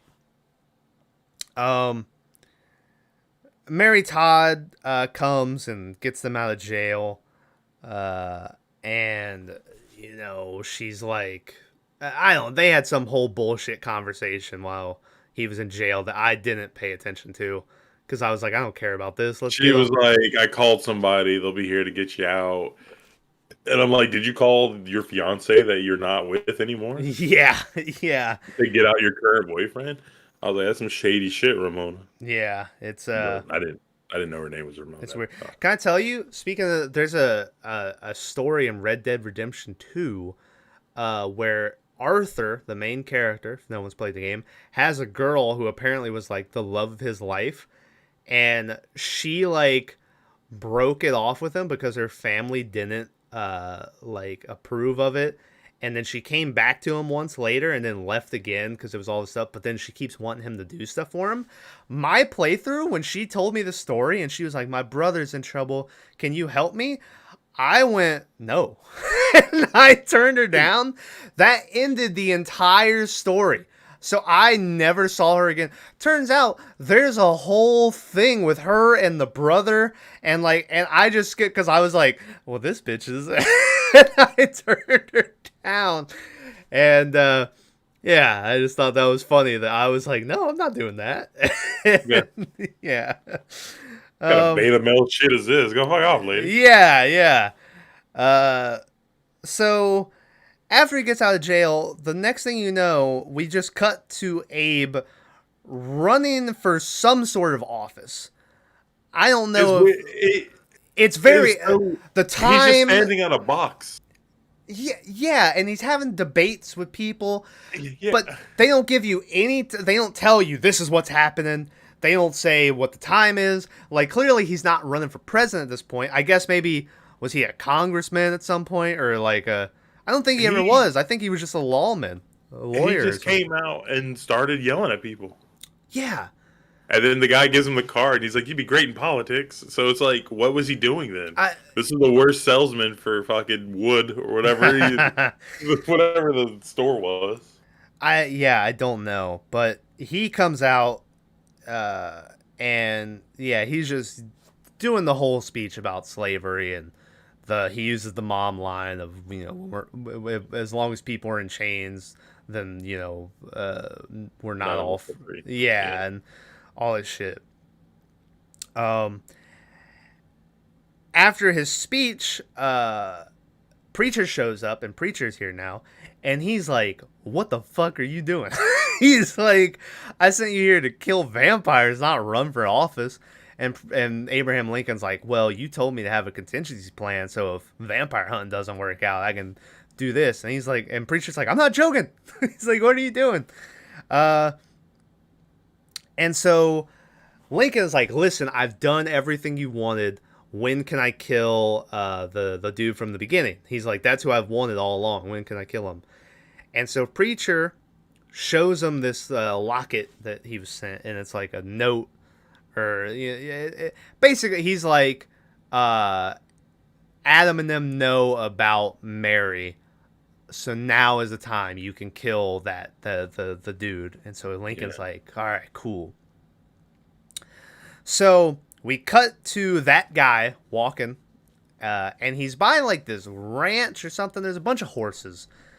And as he's walking, he stops and he starts to sniff. And then he says what I believe is the only F word in the movie that I can remember, where he goes, Abraham fucking Lincoln. And it was just a funny line. And Lincoln's hiding behind the corner, and he comes around and swings it, but the guy ducks. And so it hits into the wall. And this is when I say the guy gets up and he's like, haha, missed again. I thought you'd get better by now. And like, he's just talking shit. And so I liked him when he was like, talking shit with this guy. So he runs, and as he does this, he like slaps a horse and starts a whole stampede. So there's like hundreds of horses, and they just all start running. This is when, okay, guys, the one dude, a vampire, okay, he starts jumping onto different horses, running. Lincoln, who I guess is still powered by hate, also is able to jump up and on the horses. Oh, I hit my mic. And I got too into it. And across these horses. And it was the most ridiculous. Well, I thought it was the most ridiculous thing I had ever seen. Because then, as they start to scuffle on top of these horses, Lincoln gets pushed down. And now he's standing there. And he turns, and the horses are running towards him. And it is the worst CGI fucking horses I think I might have ever seen in my life. Where it really makes you appreciate, fucking the Battle of the Bastards. That scene of Jon Snow when he's waiting for the horses to get there. I don't know how they filmed it. They could have just added him in post standing there and filmed the horses running. But it really makes you appreciate like the actual what Game of Thrones was doing with those things. Because this looked terrible. And so dude's like dodging horses, okay? And then the vampire dude jumps at him and starts attacking him again. But Lincoln pushes him up so a horse coming by hits him and sends him off. And then, when I thought, I had seen it all, the vampire, as a horse is running by, he grabs the horse by the leg, does a full spin, and throws the horse at Abraham Lincoln, which Abraham Lincoln then proceeds to catch and somehow maneuver to where he lands on it and is now riding the horse. I'm telling you, it's Fast and Furious in the 1800s. I couldn't believe it. I'm surprised it wasn't made by MTV, right? Or like WWE films or WWF film. I don't know what it's called. But. Yeah. I couldn't believe it. And the whole time I saw this, I was like, I remember, like, because you said it too. I remember people said this movie was good. Like, I remember always hearing, like, it was actually pretty good. And I was like, I just watched this guy throw a horse at Abraham Lincoln. And Abraham Lincoln catch it. And start to ride it. But anyway, so now they're both on horses. They're fighting some more. They're teetering over this, like, cliff type thing where the vampire dude falls off, rolls down the cliff. Lincoln follows him. Lincoln gets knocked down. The guy gets Lincoln's axe and is like, I got you now. And he swings at him. Lincoln catches the blade. And then, a la the guy at the beginning, because he had the cane that turned into the gun, Lincoln's axe then turns into a gun where the bottom of the handle opens up and Lincoln pulls the trigger from the axe head and shoots the guy in the head once again.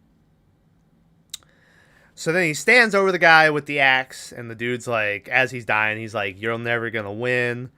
There's too many of us, ones you don't even know of, even your friend Henry, the preacher. And so that's the big, like, to Abraham Lincoln, and maybe the audience that's supposed to be like, huh? Meanwhile, like we said at the beginning, putting on sunscreen and wearing sunglasses, we're like, obviously, that's fucking, he's a vampire. So right after he says that, and Lincoln, like, brings the axe down and kills that guy. It's off screen, but he kills him.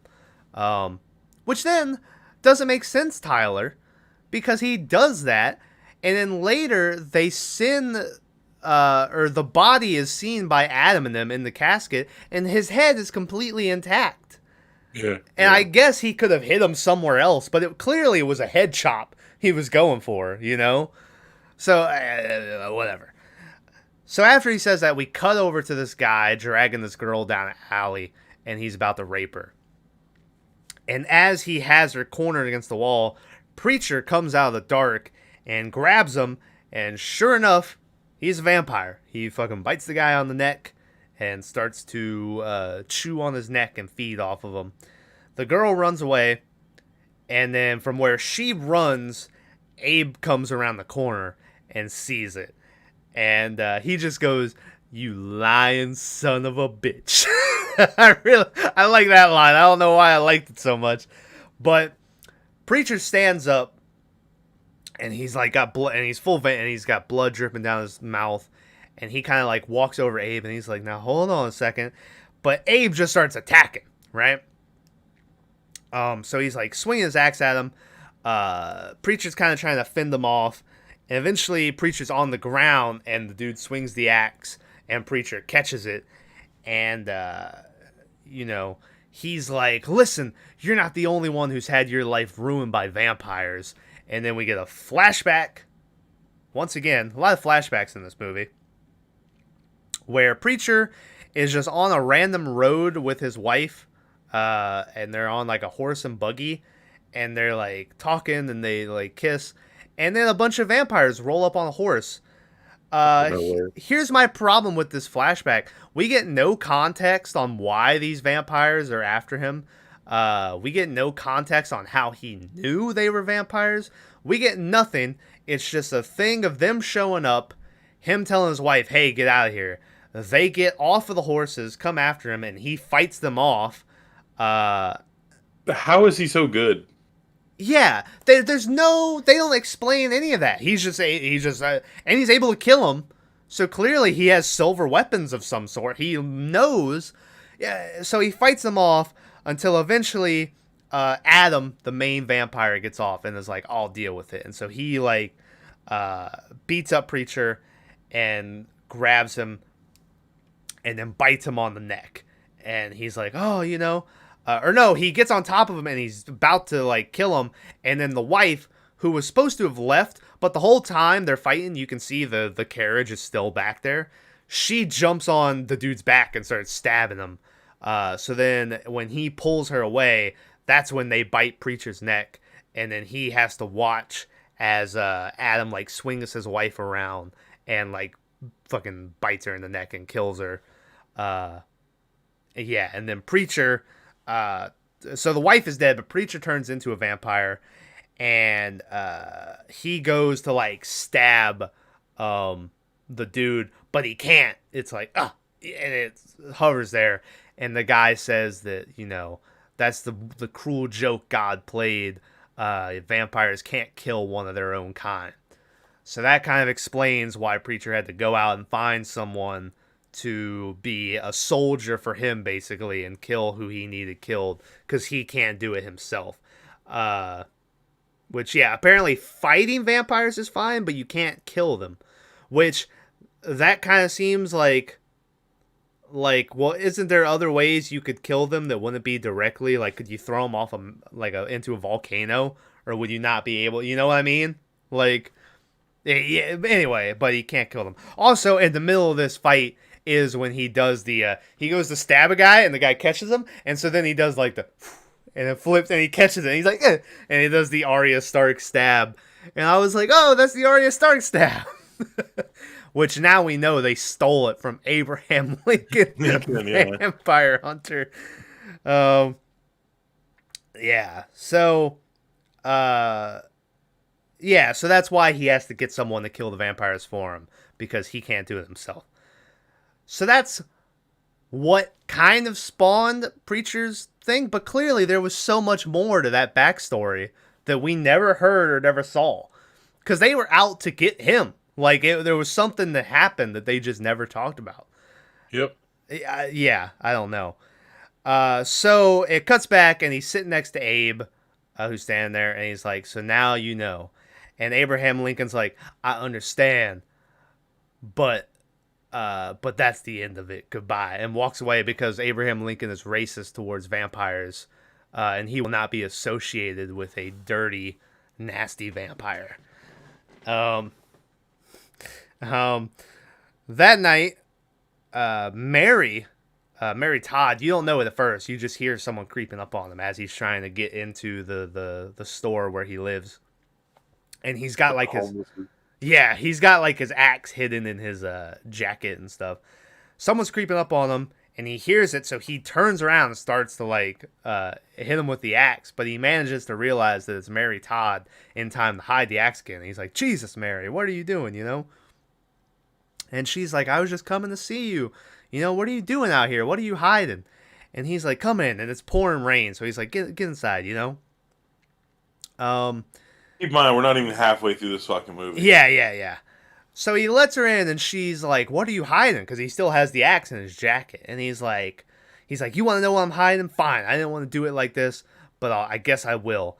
And he manages to, like, put the axe down in front of him and turn around with a ring and propose to Mary Todd, and she accepts. This is when I wrote down, what the fuck happened to Pirate Steve? When did, like, they never... The last time they were together was when that date ended with them, like, you know, doing the fake kiss or no, I guess it ended... It was when she got him out of jail. Yeah, that was the last time you had seen them together. But he proposes to her, and then we go straight into Abraham Lincoln marrying her, and we're at their wedding. And this is when I talk about at the wedding, Anthony Mackie's there, and he walks up, and Abe pulls him in for a hug, and he's like, Will, you know, you're the only family and friend I have, besides my wife and stuff. And Speedy is standing there, and Speedy is like, what the fuck? Yeah, and like gets this like, and so I remember being like, oh, Speedy's gonna end up like turning on him because of all this. But then after that point, he never once again gives a moment like that where he like shows something like, and then later they go into something where I'm like, well, this would have made sense if you did it fucking 30 minutes ago or however long that this happened, but we'll get there. We'll get there. So he hugs him. He turns around, and this is another thing they never go into, is Preacher's here at the wedding, and he like introduces himself, and Abe is like, oh, this is a business associate, and Preacher like kisses Mary Todd's hand, and she's like, my, you're cold as December, or whatever she said, you know, and he's like, you know, whatever. The whole time he's talking, Anthony Mackie is like looking at him, and he's like, and they never go into like him and Anthony Mackie not liking each other, or Anthony Mackie not trusting them. Like, they keep planting these things that like, I don't know. It was weird. So, Preacher's here because he's like, listen, you're getting too comfortable. I'm here to remind you it's never safe. They're always out there, you know, all this shit. As he says this, we cut over to Adam and the girl vampire seeing the dead body of that the creepy dude that Lincoln just killed. And they're like, what are we going to do about this Abraham Lincoln? And so Adam is like, I'll tell you what we're going to do. We're going to throw a ball, and, you know, he's going to be our main, you know, we're going to celebrate Abraham Lincoln. And they're like, how are we going to get him to come to that? And he's like, oh, I'm sure we can persuade him. So I was thinking they were going to kidnap the wife because they knew about, like, Mary Todd. But they end up just kidnapping Anthony Mackie. Like, fucking Will and Speedy are like standing outside this house, and they're talking, and then Speedy's like, all right, I'm gonna go inside. And the second he goes around the corner, two guys just jump out, and they're like, ah. They just fucking get Will immediately, and they take him. So Speedy sees like, oh, these guys just took Will, so he goes and tells Abe. And so Abe's like, and then there's the invitation to the party. So Abe is like, all right, we gotta go. And so then on the way there, once again, you would think they would throw in the first time he tells someone about vampires and stuff, you would think they would make that a big scene. No, they show a boat ride, and then Abraham Lincoln's like, I told him everything. And it was like, we're just okay. And he's like, Speedy agreed to help me on whatever I needed. You would think that would be a scene. Like, how do you explain vampires and, you know, all... I fucking hate this movie. Part of me wants to not talk about the end and just make people watch what we had to watch. Yeah. So they get all the way to the ball, and they're outside, and they're looking in through the windows, and it looks like a normal ball. Like, they see Will, and he's just dancing with this lady, and it's playing music. And then finally, as they're like starting to go in, Adam is like, "All right, now it's time, dinner time," and like everyone who's dancing, one of their partners is a vampire that they didn't know, and they turn into vampires and start eating their dance partner. Anthony Mackie is able to like push that lady off and run away from her when Lincoln busts in. Lincoln then whips out the axe, and we get one of those like. It kind of reminds me of Underworld a little bit, where you get it's like slow mo fights, and then randomly it would speed up. I guess Underworld or Matrix. Matrix did that a lot, where it would be slow mo and then speed up and go into another slow mo shot. But it does that, and he's fighting vampires, and he's cutting off, vampire. The only one I remember really liking was there was one where he like, I remember he like clipped the dude's heel, so he started spinning, and then as the guy was spinning, he cut off his head. I remember being like, oh, that was pretty cool. But he's fighting these vampires. In the middle of this, Anthony Mackie starts doing flips and kicking and shit. And it was like, where the fuck? You know what I mean? Like, where did he learn how to do this? So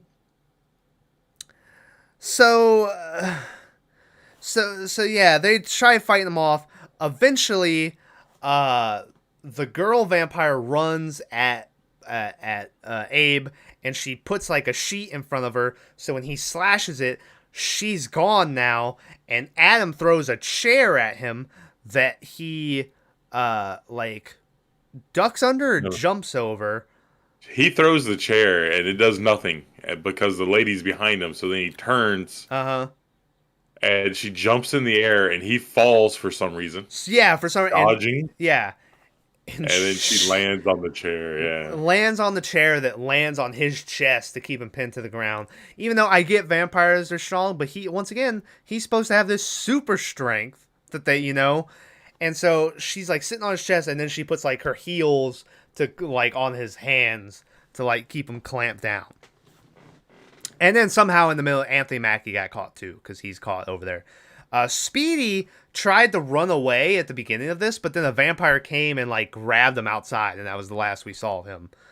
I didn't even realize that happened. Yeah. Oh yeah, it did. Well, I know in a minute. Never mind. Yeah.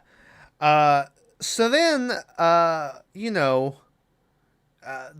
Adam starts talking to the dude, and once again we get one of these things where he's like, I'm all about freedom and mankind or some shit.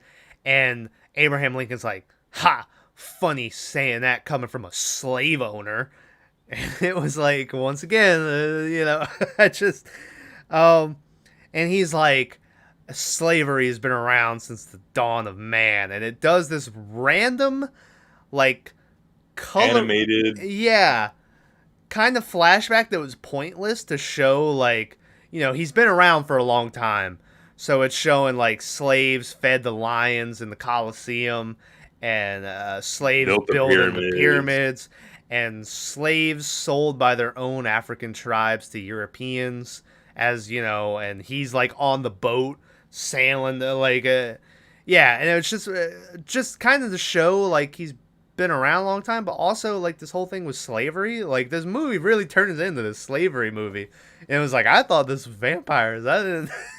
I could have just watched the Daniel Day-Lewis movie that probably would have been a whole lot better than this one. I think it's 4 hours long. I remember hearing it was really shit actually, because I think he had retired by that point and then came out of retirement to make that movie, and people were like, "You should have stayed retired." I mean, it's an Oliver Stone movie, so it can't be bad. Yeah. Well, there's one way to find out. I know what you're watching tonight. Probably gonna watch ECW One Night Stand 2000. We gotta do that podcast. Yeah, it's been. Yeah, I kind of. What are you doing tonight? You want to try them do it? Oh, well, I gotta. Well, I guess I could start watching it before I go over there and try to watch it. be honest with you. It's almost 2 already, It is, yeah. and I have to be at work at 6 a.m. Oh, yikes. I don't know. We'll figure it out. We'll watch it. We're still halfway through this movie. Yeah, Like, yeah, we're yeah, yeah. just about at the Yeah, halfway I'm point. sweating. Um, so, so he's talking shit, and finally, there's a whole thing in here where maybe it can explain a little better, but he wants Abe to kill Preacher, and then he can be a free man, and it will like end this war. So Henry keeps getting these people to hunt vampires, Yeah. and the guy's tired of it, but he can't kill Henry because he's a vampire too. So he wants Abe to kill Henry, and then to put all this behind him, and they'll just keep going the way it is, and nobody's really getting hurt. Yeah. Which Abraham does not. Yeah, well, he's like, I'll never join you. Turns into Star Wars for a second here. And so they're like, all right, well, you can either join me or we'll turn you into one of me. So that way you can never, hurt us. And we're going to kill Anthony Mackie, so you have to feast on his blood. And so they have Anthony Mackie like over a bowl and like the knife to his throat. So they're doing the countdown, and they get to 1, and Abe Lincoln, and I was kind of like, Abe, you're kind of a shitty fucking friend.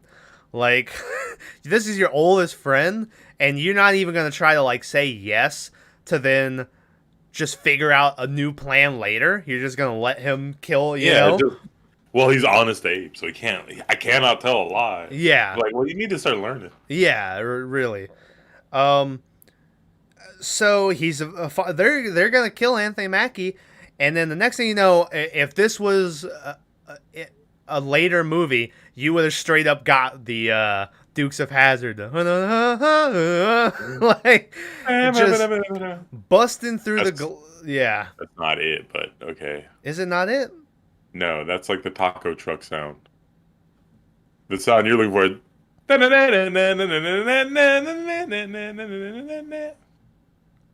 Whatever. And you're doing the taco one. Not that one. Wait, did I? That's the one you. Yeah. It's okay. Did I? Oh. Yeah. Somebody's hungry. Yeah. Me. I'm the guy who's hungry. You got a pizza that's been ready for 2 hours. Dude, so Horse and Buggy comes busting in. It's Speedy on a horse. So he manages to drift the carriage perfectly where it hits the girl vampire, knocking her off of Abe, but Abe is unscathed because the carriage goes over him. Let me ask you a question. Yeah, go ahead. So you have Mav knife to his throat. You're like, I'm going to kill this fat fuck if you don't give me what I want.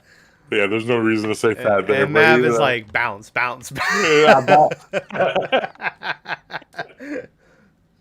And Baggins comes riding through the middle, through the window.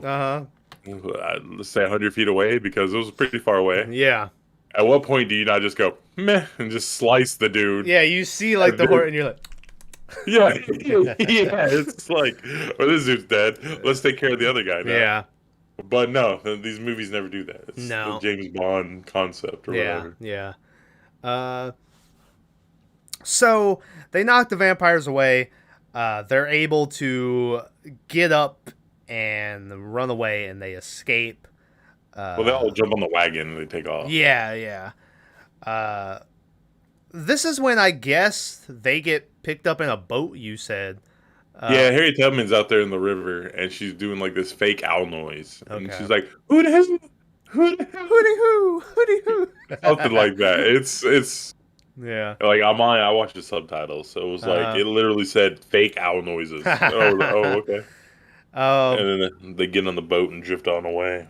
Yeah, and so they go and they like hide up in this attic with a bunch of runaway slaves, and it's a church, and I don't know if that had anything to do with them not checking it. Yeah, I don't know, because no one talks about crucifixes or anything.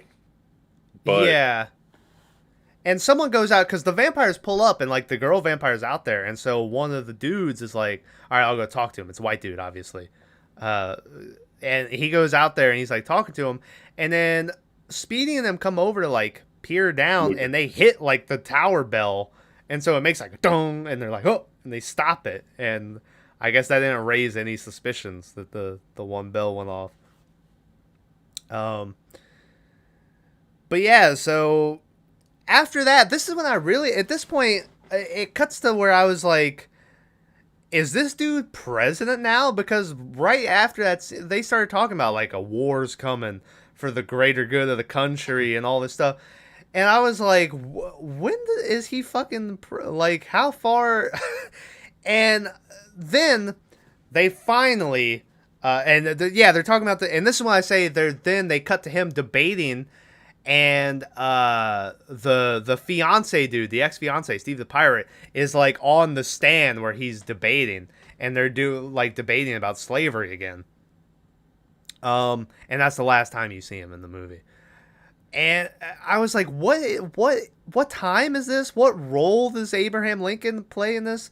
And then finally, it does cut to where he's like, I had to part ways with Henry, because Henry didn't want them to free the slaves for some reason. He said it was the only thing like keeping them safe, right?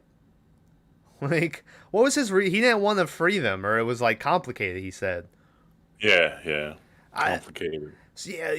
I don't know what his reasoning was for it, but so he's like, I had to part ways with Henry. We didn't see eye to eye on.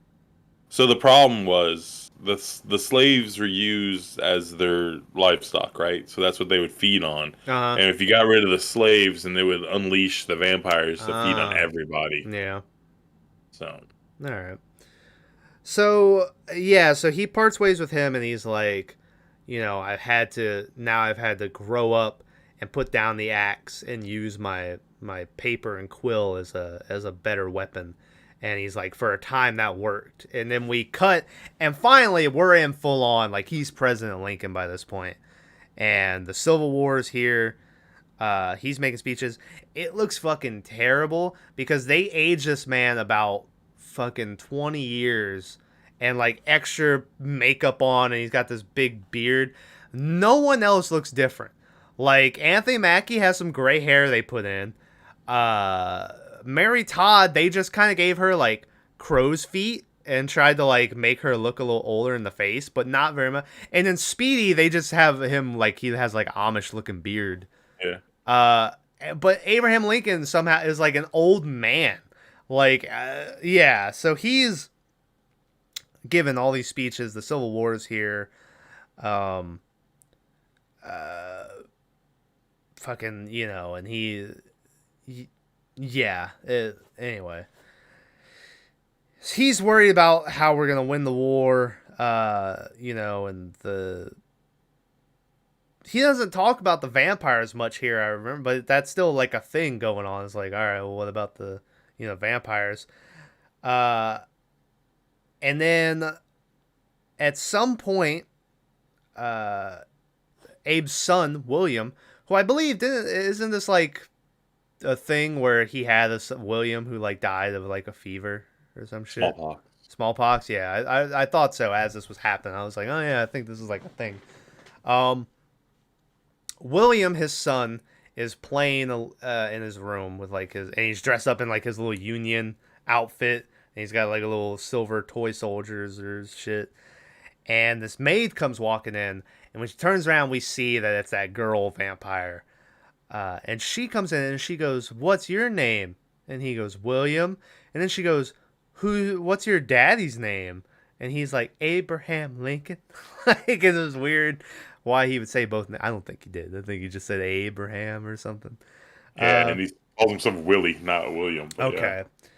Yeah. So she comes in, and she's like talking to him, and he shows her like this little silver toy dagger sword that he has. And she's like, "Oh yeah, that's cool, And then as they're talking, she leans down and she kisses the top of his hand. And then we cut to Abraham walking into a room, and he's like, "How's my little soldier?" You know, because he's sick, and they brought in the doctor, and he's laying in bed. And when Abraham sits down next to him, he sees like his hand. It's clearly like a vampire did this, like the Yeah, vampire. just Yeah, like his mom. just like his mom. He even has a flashback, yeah, to the mom. So he's like, "Fuck." So he kind of goes walking away, and he's like, the vampires did this, all this shit. Uh, and that kid dies. He's dead. Um, Preacher comes to visit because he heard about what happened, and he comes in and he's like, "Hey, I'm sorry, to hear about all this." Uh, and Abraham is like, Mary Todd is inconsolable. She's been crying nonstop and shit. And so then Preacher is like, "Hey, man, I can revive the dead. I can bring them back if you want." Uh, and then Mary Todd comes around the corner and she's like, "Do it." And they're like, "What?" And they see, and she's like, "I'm sorry. I read your journal that you always keep. I know everything." She's like, "Please, you have to do it," and shit. But Abraham is like, "No, he'll come back. He won't be the same. He'll be a monster, something you want." And I was like, "Dude, Preacher's sitting right there. Like, why you being, like, uh, yeah." It was like Pet said, like, sometimes dead is better. you know? They don't always come back now. Yeah, yeah. Uh, and so he refuses to do it. And so Mary Todd is like, "This is your fault. You did it." And she's like slapping him in the chest. And she's like, "Our son is dead because of you," and all this shit. And she runs out of the room. And Abraham is kind of just left to be like, "Oh, well, this is fucked." Um, then we cut over, and apparently Jefferson Davis, the president of the Confederacy, is getting counsel by Adam the Vampire. Yeah. Like, yeah, I was like, are they trying to? They're trying to tell me Jefferson Davis was being counseled by a vampire, and I was like, all right. So Adam tells him, he's gonna help him win the war, and yeah, and all this shit. So then we cut to a scene. I think it's the start of Gettysburg. It's the first day of Gettysburg, and the Confederate are charging, and the Union like go to start to shoot, and then all the Confederate soldiers just like disappear. And it turns out that they're vampires now. The Confederate army is vampires. And so they just like wipe out the Union soldiers. Which is pretty far fetched. I think I would have heard about this. Yeah, yeah. So then we go to Abe Lincoln the next day, reading the newspaper that's like 20,000 Union soldiers dead at Gettysburg and all this shit. And he's like, "I don't see how we can win the war. We use everything, our bayonets, our muskets, nothing works, all this shit." And like, he knows it's vampires out there. Yeah. Yeah, And then he's like arguing, and they're eating breakfast on their long ass table that they're sitting across from each other. And he picks up a fork, and he's like, "Silver." And it was like, you fucking moron. The whole movie has been you have to use silver to kill him. You know that. Why wouldn't the first thing you do is go, "Hey, I got it. Let's melt down some silver." Ugh. I hate this fucking movie.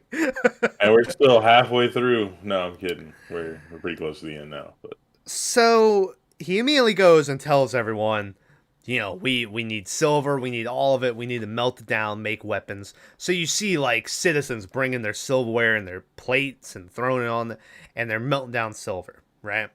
let me ask you a question. Okay. And this is me being too smart or reading too much into it. Okay. You wouldn't need that much silver, would you? Couldn't you just put like a silver jacket on regular lead ball? Or couldn't you just put a little piece of silver in the middle of the bullet? That's what you could just put like a little silver piece and it should do the job. But they were like, no. So they bring out all the shiny weapons or whatever. Yeah. But I Yeah. was like, this seems like overkill, guys. Who's Yeah. gonna use? We don't have silverware now. Yeah. We're back to using wooden forks and shit. Um, so they're doing all this and they're gearing up because now Abe Lincoln's like, all right, I think we got it, right? This is when they randomly cut to Speedy getting in a carriage with that vampire chick. And she's like, thank you for telling us, you know? And he's like, I listen, I love Abe, but I love my country more. And so they're doing like this thing where they're like, oh, Speedy's selling out their plans they're making and shit. And I was watching it and it came out of nowhere. Because if they would have done this, like I said, fucking 30 minutes ago when he was acting all suspicious and stuff. But through then, he's been nothing but supportive Yeah. and Yeah, friends. since then, he was like, Speed will go wherever I go. Together we can Yeah. make anything. Yeah, and all this, and I'm like, oh, all right. Now he's supposed to be a bad guy. Yeah. So, yeah. So, he did, even though then later when we get into, I kind of figured where it was actually going, but still, I was like, why this wouldn't have made sense, or because it was so far beyond that point where he was suspicious that then the reveal about what he was really behind, I'd seen that coming because I was like, he's not gonna. But if they would have done that back then, I would have 100% been like, Yeah. oh, he's selling, you know. so so they get all this silver, they get all these weapons, and they're like, all right, we got to get these to Gettysburg. So they're like, you know, we're gonna load it up on the railroad and we're gonna take it to Gettysburg to arm the soldiers.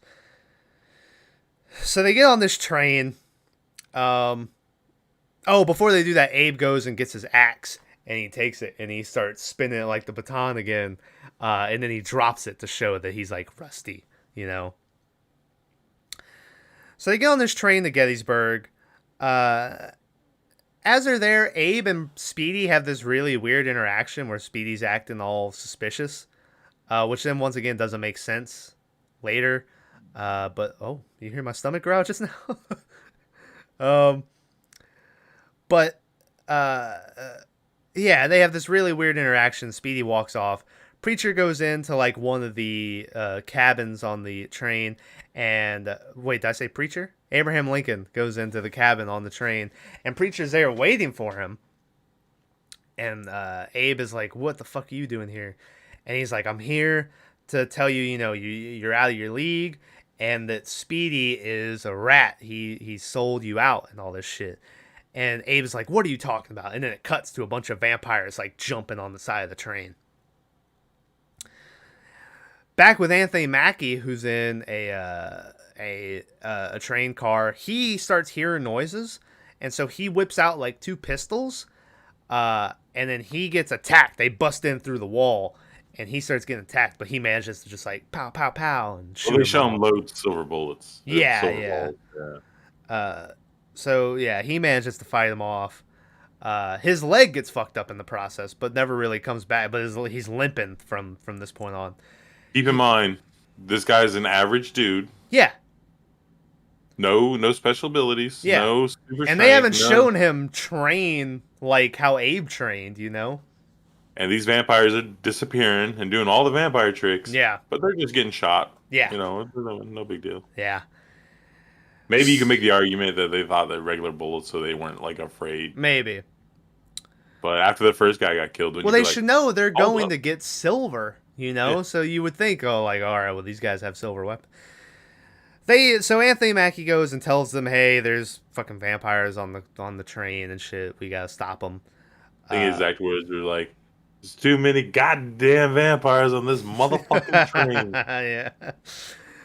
So we get a scene where Abraham Lincoln is going through the train cars and Anthony Mackie is on top of the train cars. So Lincoln's like going through, he's chopping up people. Anthony Mackie is just shooting people as they run out of the dark.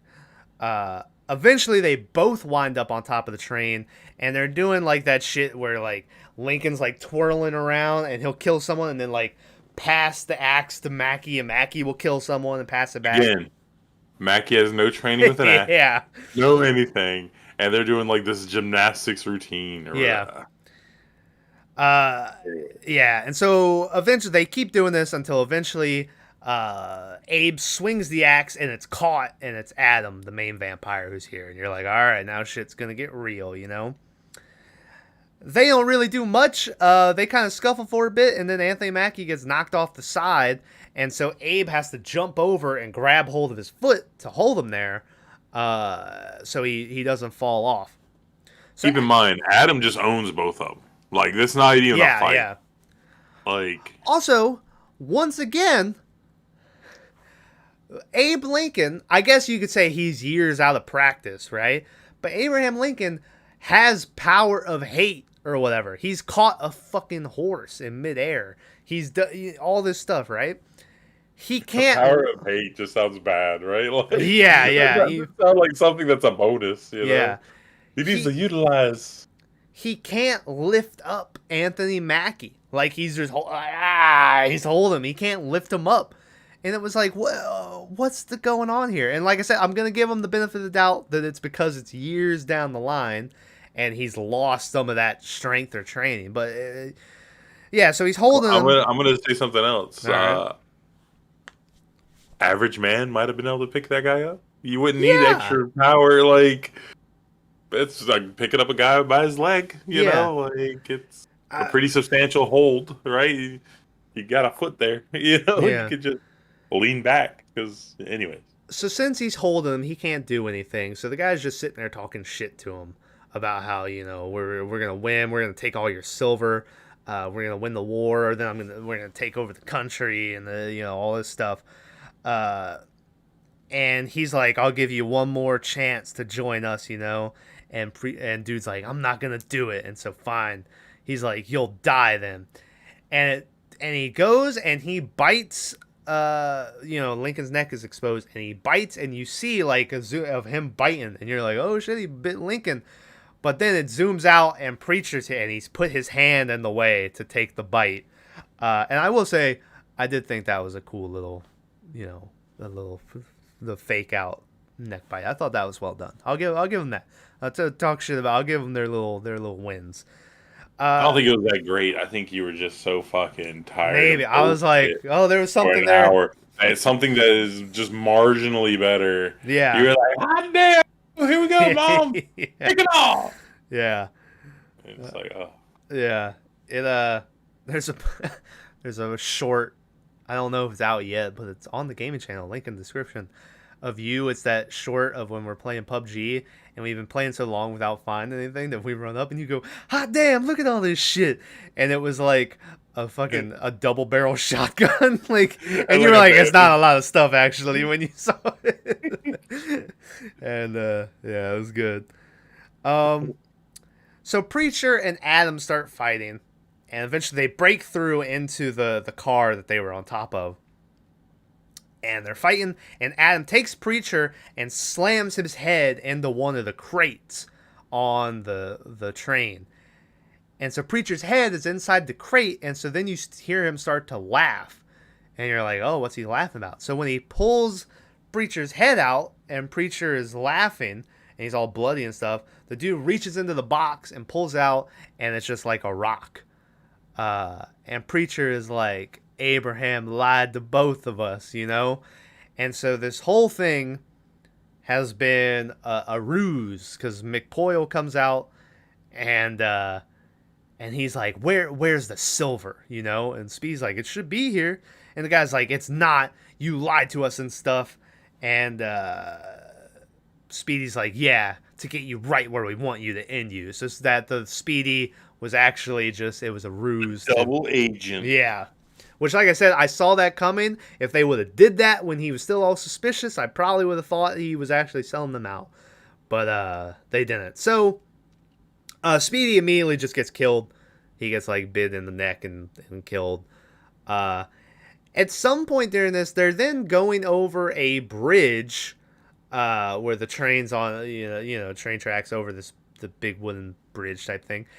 The lady vampire is underneath the bridge again, and she lights it on fire, I guess. This whole final sequence, I was very confused about where everyone was and how they got it was so jumbled up. I was like, I don't know how you guys, because they set the bridge on fire. The bridge is burning. Somehow they managed to wind up outside of, like, they're off the train and on like a platform on the bridge as it's burning. And they're trying to get off of the bridge when Adam comes walking out of the smoke, and he's like, where's the silver? You know, give me the silver and all this shit. And Lincoln turns around, and he's got like the locket thing that's been around since the beginning of the movie. And he's like, the silver's right here. And he just punches Adam like in the chest. And I'm going to say, I guess that was maybe the second time he used the super strength, was punching the guy through the chest. And that kills him. The main vampire just gets killed with a punch. And then he's like, he has like dumb death skipped face. The best part. Oh yeah, what was that? Is when they're on top of the train, and somehow Adam's in the train with Henry. Yeah. Looking for the silver, and they're running because the track's falling apart. Uh-huh. And they're running on the train, and then all of a sudden Adam just ends up underneath. Yeah. On the bridge. Yeah. Slowly walking, just kicking out boards. Yeah. Which is making the whole bridge fall apart from that one board being kicked. Yeah. And shit above him's flipping over and doing all this stuff. I don't know how he got off. Henry is still on the train, I guess. I don't know how they got off in time to get that.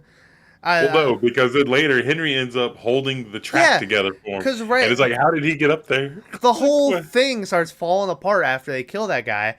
And so then somehow they wind up back on top of the train, and they're trying to race to the front of the train to jump off before it all falls, but it's like gonna fall. They can't do anything. But Preacher somehow has managed to get to the front of on the other side and hold the train up so they can jump off with his vampire string. And I don't know how any of these people got to where any of this movie. I hate this movie. I think. Imagine him running past them. Hey guys, I'll be right back. Because he had to go past them. Yeah, I don't know. Can't stay to help. You're gonna be really proud of me in a minute. So they get to safety. Abe is like, I guess there is some vampires you can trust, and Preacher's like, I guess there is some people you can trust. And I was like, well, yeah, you've been trusting people the whole time. That's not the fucking problem.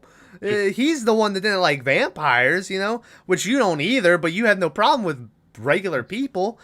So then Preacher asks, well, where is the silver? And Anthony Mackie is like, there isn't just one railroad. And so it's like, the Underground Railroad, Plus there was historically 4 different railroads. Yeah. But So we cut over to Gettysburg at the camp, and they've all got the silver, and they're like loading up on weapons. And then somehow that vampire chick who was just at the bridge and lit the bridge on fire, who I didn't even see her get hit at any point, but somehow she's like limping and like messed up. I don't know what happened to her. She's at the camp and like peeking around the side, and Mary Todd sees her. And so she grabs a gun and comes around the side, and she takes William, the son. She has his little sword thing around her neck so she drops it in the gun. For no reason. You don't know why she has it. I guess just a memory for a kid, but there was plenty of toys there that she could have picked. And so when the chick runs at her, she shoots her and kills her, and we see like the little sword in her head. Hey, you're a vampire, and you're in a camp where everyone just got silver bullets for the weapons. Yeah. Wouldn't you try not to get shot? This lady didn't try to dodge. No. There was no athletics involved. Uh-huh. She ran straight at her in a single file line. Yeah. Then we get a bunch of flashes of Confederate vampires getting killed in battle over the 7 years ago speech. We see one of them get shot with like Abraham Lincoln's fork that spawned the whole idea. Preacher, then finally the dude, Abraham like hands him the journal. This is where we were at the beginning of the movie, and he like hands him the journal, and he's like talking to him, and Preacher's like, we make a really good team makes me wonder what it would be like if we had infinite amount of time, you know? And Lincoln's just sort of like, uh-huh. And then Mary Todd goes, hey, Abe, we're going to be late to the theater. And it was like, of course, this is how, and before he leaves, Preacher just straight up comes out and he's like, hey, let me make you immortal. He's like, let me make you a vampire, man. We could do so much good throughout time, Which I don't know how that would have worked, because if he would have made Lincoln a vampire, the whole vampire thing was still like, I don't think people knew they were fighting vampires. You know what I mean? They just got these silver weapons and were like told to use these. But if Lincoln was still alive forever, it'd be like, you have to explain that somehow. But anyway, I think he just kind of blows him off. Or no, he's like,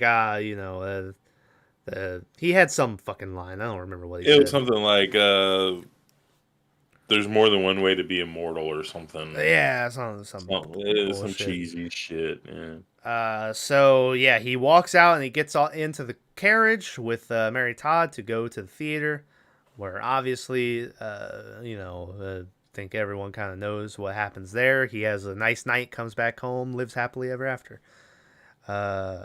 And are you kind of surprised they didn't make it like a vampire kill him?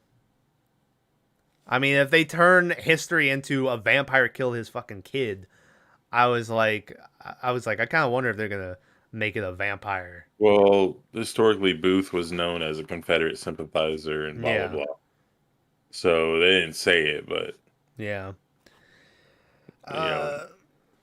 So anyway, so he drives off. It then does a thing where it kind of fades out and we see, like, as he's riding away, a helicopter then lands, and so we're like in present time.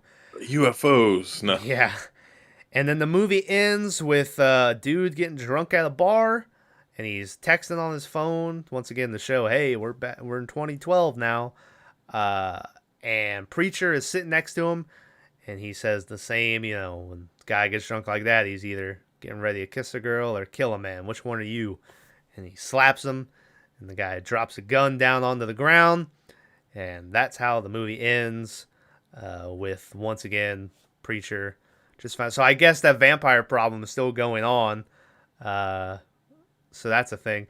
Oh, and then they throw in a really shitty Linkin Park song in the credits, which I don't know if that's just because they wanted a Linkin Park song or if it's because Linkin Park has the name Lincoln in the title and they wanted that. But that's how that movie ends. This movie, Tyler, had a budget of, this is a very wide margin of a budget, by the way. It didn't have an exact number. Yeah. $69 to $99 million is the budget I saw. Made a box office of $116 million. People are homeless. Kids are starving. People are dying everywhere. And we wasted almost $100 million, if this is to believe, on this piece of shit garbage fucking movie. This was terrible. I gave it a 2, and now as we're talking about it, I kind of want to dock it. But I'm not going We're talking about it and having to think through it again. I am literally tired. I'm exhausted. I'm sleepy. Yeah. I'm sweaty. My throat's sore. Wait, that sounds out of context. Yeah, whatever. But yeah, this movie was terrible. All right, best of worst. Best of worst of. My best of is gonna be that jump scare where he looks back and the body is gone and the guy jumps out at him. I thought that was well done. So I'll give that the best of. Worst of, the whole fucking horse sequence. I hated it. It was the worst shit. Yeah,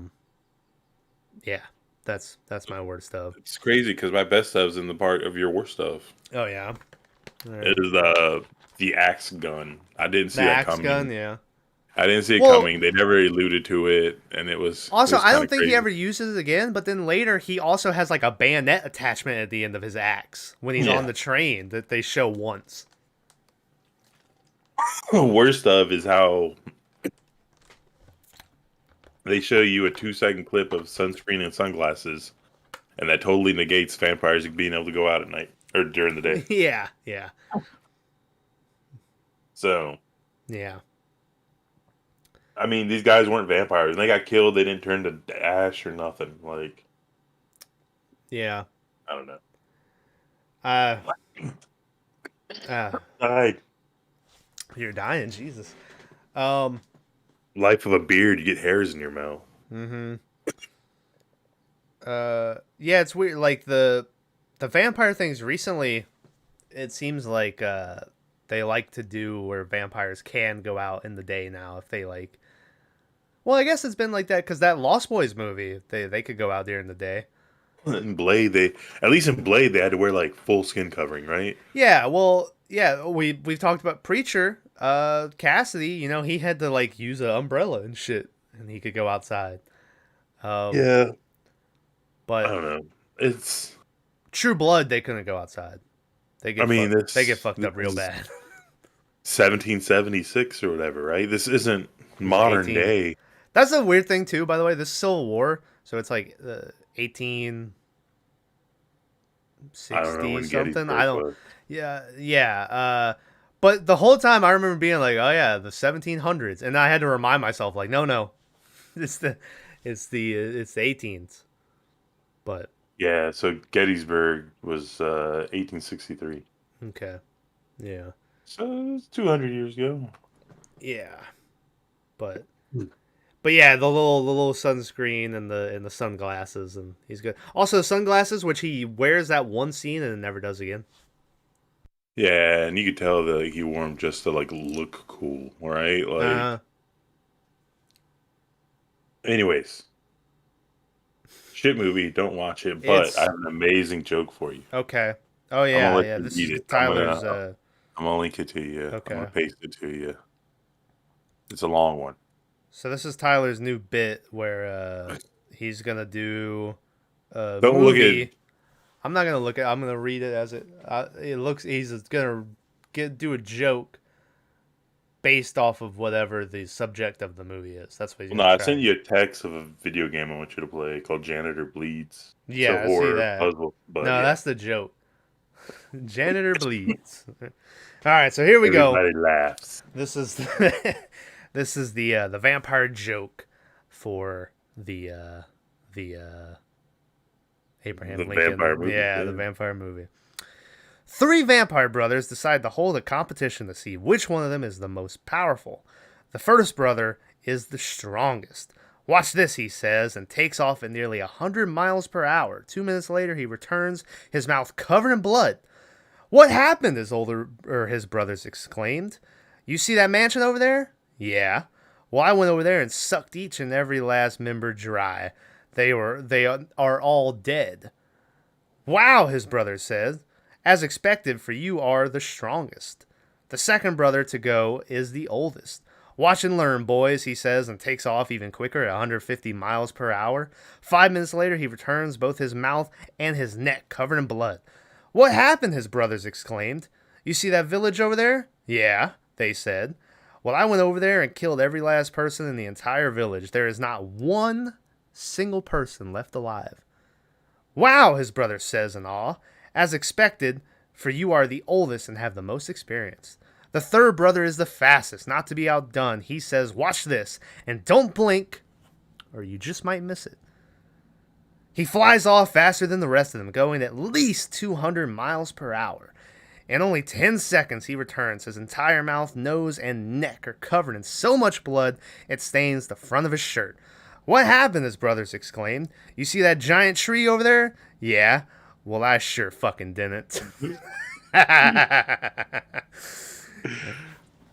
think that was a good one, Tyler. Yeah, right. It's Yeah. the build up, right? Like, Yeah. it's pretty decent. I'm looking forward to the. Did you like a couple of those? I added a little extra line. Yeah.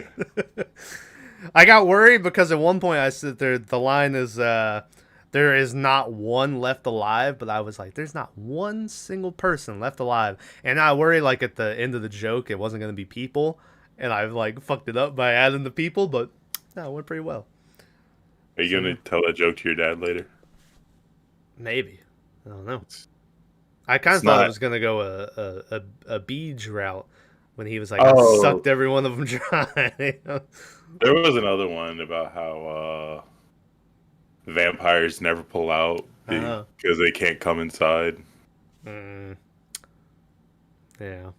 I'm But glad you didn't. that's our humor, not Yeah. podcast humor. But I was like, all right, Oh, all right. Well, what are we watching next? What are we picking? well, what's on the menu? I think. Oh, your Blu-ray, Oh no God. no no no no no no no. Okay, Next week, we're gonna watch X. is it The in?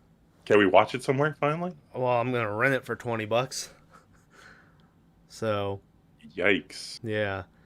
So Well, we can wait another week if you want. no, no, we'll watch that because What's the then plan for the 100th? I still don't know. Because that'd be 98, right? That would be 98, and then See No Evil will be 99 because Oh I'm getting the Jesus! Blu-ray. That'll be a good one. So then 100, yeah, I don't know because I don't really want to do 100. I have a suggestion, but Okay, yeah, I think well, we should watch your original Frankenstein. yeah, but yeah, but that It was the doesn't. creation of monster Yeah, horror but I movie. feel like we kind of have to do something that's connected to what's gone on through the history of the podcast. That's why I like the Puppet Master 4 thing is kind of like, all right, well, that's been a running joke forever. The, there, yeah. And I don't know. I don't want to do like a top 10 thing because I think we're planning on doing like a top 10 for the second year anniversary. We'll probably do that. Um, yeah, we'll have to figure it out. I don't know. We are running out of time. We got Well, we got 3 weeks. Yeah, we got three. 2 We weeks. got two more. We got two more movies. Yeah, so we got Yeah. what was the movie I just? Oh, X, and then Eh, See No Evil, and then we got episode 100. That's a big one, and maybe Maverick will be back by then. I don't know. He did I don't know.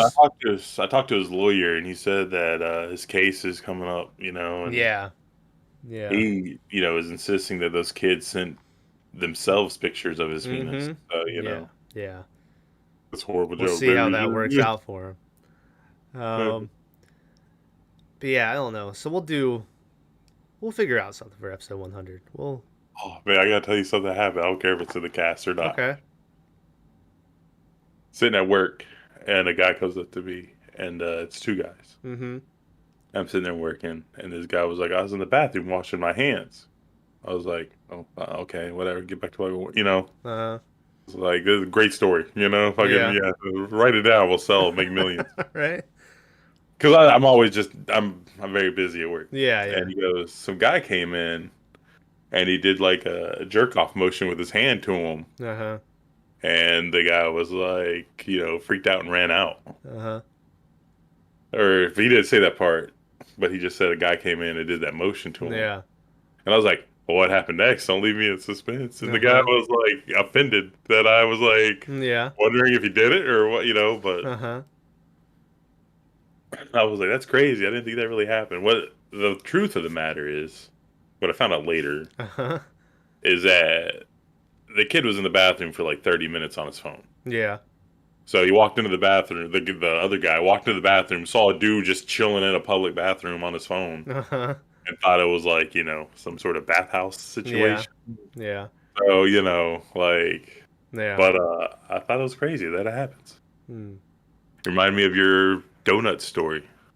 Yeah, the fucking crazy dude that was just in the Yeah. dark and that was something. Can I be honest with you? This whole time I was waiting for it. I was thinking this is gonna be one of them Norm Macdonald things where you're like, yeah, I was doing and it was gonna be like a joke down the line and you were setting me up. But no, That's you what were I just did. telling Like me a good. he got mad because I told him I was like, well, $20 is $20, bud. Like what, Yeah. And they all got mad at me. But They probably don't laugh at those. Those were my favorite videos for a while. Those, guy over there offered me, a case of Corona if he let me suck his dick or whatever.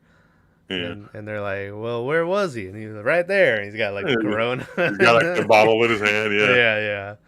I always used to like those. I love them, especially with old people. Yeah, yeah. Like, this is the best. That old lady is like, this guy said if I showed him my boobs, he'd give me a bottle of wine. Uh-huh. Where is he? Somewhere over there. And this is the bottle of wine. Yeah, She's I'm like, all right. yeah. Get it, Granny. So I'll be watching anyway, X. Man, I'm kind of excited. I told you about my Yeah, I weird was gonna say, I dream. was like, did you want to tell people about your dream? I had a dream where me and Tyler went to the theater to see X, and the whole thing was like I think there was aliens involved, and like it was completely, and none of the characters from like the trailer were in it, and then like at the end the movie ended with like an alien like cream pie and this chick, and that was like the end of this movie. And I stood up in the theater and turned to everyone, and I was like, "We've all been lied to. There was nothing in that movie that was promised to us, you know." And they were all just looking at me like I was crazy. That was the weird part of the text when I read is that you were like, they lied. Yeah, They lied to all of us. I was yeah. like, what? And then I woke up and I was like, "Well, I guess we should watch that movie now." So yeah, so that's what the next 2 weeks are. We'll have X, and then we'll do See No Evil because I fucking bought the $30 Blu-ray and DVD combo pack. You could have just bought the Blu-ray, but it was $47, and I was like, who's spending the extra 17 just to have the Blu-ray alone? But that'll be the next two, and then episode 100, we will figure it out. We'll have something. We'll have something. Don't know. I know, but I gotta tell you, not on here. Yeah.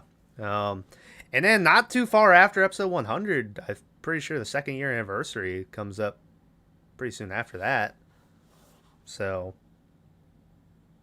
well, yeah, that would make sense, right? Because it's, Yeah, 52 episodes a year, yeah. 104 episodes. And that one, I think we could probably say that we're gonna do a top 10 favorite horror movies of all time because we haven't done that one, and that should be, That's gonna be such a hard list. yeah. Yeah, because I was thinking about it, and there's some movies that like we've watched on here that I really like, but as we watch them, I'm like, I wouldn't really consider this a horror, and I'm like, do I add that? You There's know? there's gonna be so many. Oh yeah, there's gonna quandary- be. I know me and you were gonna have an argument about at least one movie I have on my top 10 that you're gonna be like, it's not a horror movie, and it's gonna be a whole thing. I don't know. Maybe Maverick will be. We even if Maverick's back by then, we've said like Maverick's not very good at just having favorites. Like I don't know if he could have actual top 10, so I don't know if he'll beat. Thing is that in life he's never been anyone's favorite, so he doesn't realize the concept. Oh It's yeah. just foreign to him. He was like, "How could I like anything when no one likes me?" You Hmm. know. So Yeah. So we got that. And that'll probably be episode or the 2-year anniversary. We'll probably talk about that. Might talk about some of our least favorite because this yeah, movie we is could probably gonna. of the ones we watched or just in general. That's the thing. Yeah, it's like, do we do one in general or do we do, because the first year anniversary we did the what was the best and worst of what we've watched so far. So we'll probably do that again for the like. All right, so the 2nd year, what was the best and worst? And if you need help with that, I'll tell you like where we started the 2nd year and then where we ended. But Yeah, you probably want to compile that list ahead of time. well, also you do gotta keep in mind that I just now am realizing you haven't been here for like fucking Well, work and everything. I had to take like what 2 months off, 3 months off. yeah, yeah, I don't remember how long it was. It was yeah. a minute. But still, yeah. But anyway, that'll probably be the 2-year anniversary. So that's what's coming up in the graveyard shift universe. Papa Hades commented on Audition. He said that he was looking forward to whenever we cover the Mist because we talked about it in that episode. So we'll probably do the Mist Yeah, at some point. that's a good movie. I gotta add some more movies to my list. I only have I think I have 3 movies left on my list. I haven't. Do you want to hear the 3? Do you want a little sneak peek? Yeah, sure. Yeah. The Fly. Jeff Goldblum. Yep. I kind of hate Jeff Goldblum with a passion, but that's just him. Yeah. But anyways, The Fly's on here. Mother. That movie I talked about with Jennifer Lawrence and No Country for Old Men, dude. I'm actually a big fan of her, but you hate her, so Yeah, you know. yeah. And then The Ring. The Ring or Ringu? That's the thing is I just put that down and knew like when the time comes I would pick which one we want. I've heard both are very different in different ways, but both seem to be widely like they're like yeah pretty good. They're both good. Yeah. Yeah. So those are the three I have. So I got to sit down and add a couple more to the list. And then you have I remember we still have to watch that Dead Silence movie with the puppet lady Oh, that you geez, wanted to yeah. watch. I have Um, that. I have that weird one where it's like hillbillies out in the woods. Wrong Turn. Yeah. We I don't think it's talked. Wrong Turn. This is a different one. Oh, we talked about doing those Hatchet movies because the guy who made the Darkness Below or what was that movie? The Marrow. That The was the guy who Morrow. made Hatchet. We still have a bunch of Conjuring movies to watch. We haven't jumped into those, and Insidious. We haven't done any of those. We have a whole bunch of overtimes we could do. Uh, what else do we Did have? you? I'm just I looking don't know. into what the third year of the podcast is. Dark City is going to be one I pick that I'm going to be pretty forceful about, but Mm-hmm. it's really good. Um, we have the Child's Play series, which I feel like we should probably watch through because I covered the TV show on here, and the second season is either about to come out or like there. I know it's finished filming. I think so. The second season's coming, so that's fun. I almost wish that like we could get Bags on here again because he really likes those movies. So I wish Yeah, you just got to call we him. can't. But yeah, but he's not off on the days we're off. I don't think. I don't know. His day, he doesn't have static Yeah, days, he's just kind of but I don't either. But we just make it work. yeah. Um, yeah. So what?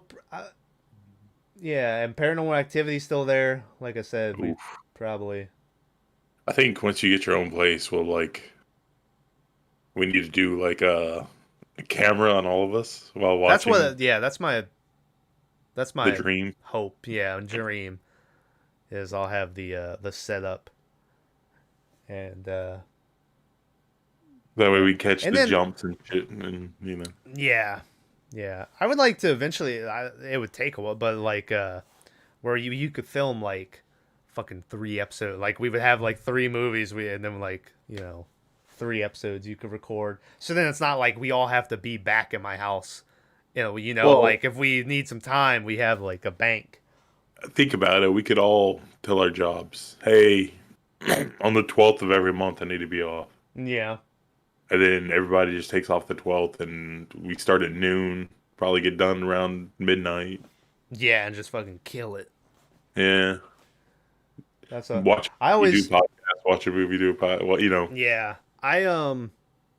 Yeah, I thought it'd be interesting if at some point we could get to maybe doing like those commentary tracks, where we're watching the movie but talking about it. Uh, well, I mean, the podcast would end up pretty long. Like it'd be weird to have a podcast that's longer than the actual movie. yeah, the weird thing is because if we did that, it would be like we do the commentary track, and then right after that we go into like now we're filming a podcast for it. And then, I don't know. That was just a joke because half the time our reviews are longer Oh than the yeah, movie. I think this is probably getting there. This is probably longer than the movie. Might be. I know that last Texas Chainsaw was way. I think it was almost double the actual movie. I really like the long one. We went through a phase there. I was going through some old episodes where it was like 45 minute, 50 minute, 45 minute. The last like 2 months, it's all like I think maybe we've had 2 episodes under an hour, and that was like maybe just me or an overtime. But the last couple have been like an hour 30, hour 45. Like I like the long ones. Even though I didn't have to sit here through 2 hours of footage and listen to it and cut Well, stuff I mean, out. I ask questions. Maverick doesn't really. He kind of just goes with it. Maverick I comes don't. in with stuff every now and then, yeah. But you bring some and so it goes longer. Um. You get rid of your neck Anyway, beard, man. You're also, looking I rough. yeah, I gotta shave. It's bushy. I gotta trim this up. I got Primus in a week. I'm fucking excited. I got Primus, and then the week after that, I got Tom Segura. So that's cool. I think that Ryan Sickler dude is there with him too. Is it really Primus or do you call it Rush? I mean, No, it's Primus. playing Rush. Well, after they play Primus. I thought they weren't playing. Anyways. No, they play an hour of their stuff, then they play the Rush album, then they come back and play some more of their stuff. Because that Rush album's only like 45 minutes. It's a shorter album. It does have a Xandu on there though, which is my favorite Rush song of all time. So Not Tom Sawyer. no, it has Xandu. It has that Closer to the Heart song. And Farewell to Kings is on there. You're probably not a big Rush fan, so you don't really. I'm not a big Rush fan either, but I've listened to that album. I like those songs. Rush is Sounds a like band. a long show. Yeah, it's like 2 hours. Yeah, but And the first hour they're doing their stuff, and then hell yeah. a 45-minute curious. album. And then I'm curious to see what it's gonna. Because every now and then I'll look at a performance, I'll be like, I don't know. But then live, it's obviously a different beast, you know. So I'll tell you, I'm hoping I go into it, and I'm, my hopes are. a guy from my work and his dad are going, and I was like, I was thinking about going to it, and they're like, you should. I was like, no. Yeah. Can I tell you, by the way, before now we're on is because you know how bands when they get older, like they kind of slow down their songs by a tempo or two to like. They have to, yeah. So I was thinking the other day, Green Day are geniuses. Not because of the music they make, but because when they were starting out and for like the first 10 years of their career, live, they played all of their songs like 2 tempos faster, you know? So now when they're older, and they slow down to play their songs, it's the song, it's like what you hear on the record because they've been playing faster forever. And now they're like just the record. And I was like, man, them guys, that's what they should just play their songs fucking faster, which it wouldn't work for every band. It works for them because it's like a pop punk type thing. So you can't really have Pink Floyd playing fucking Wish You Were Here 2 tempos faster, you know?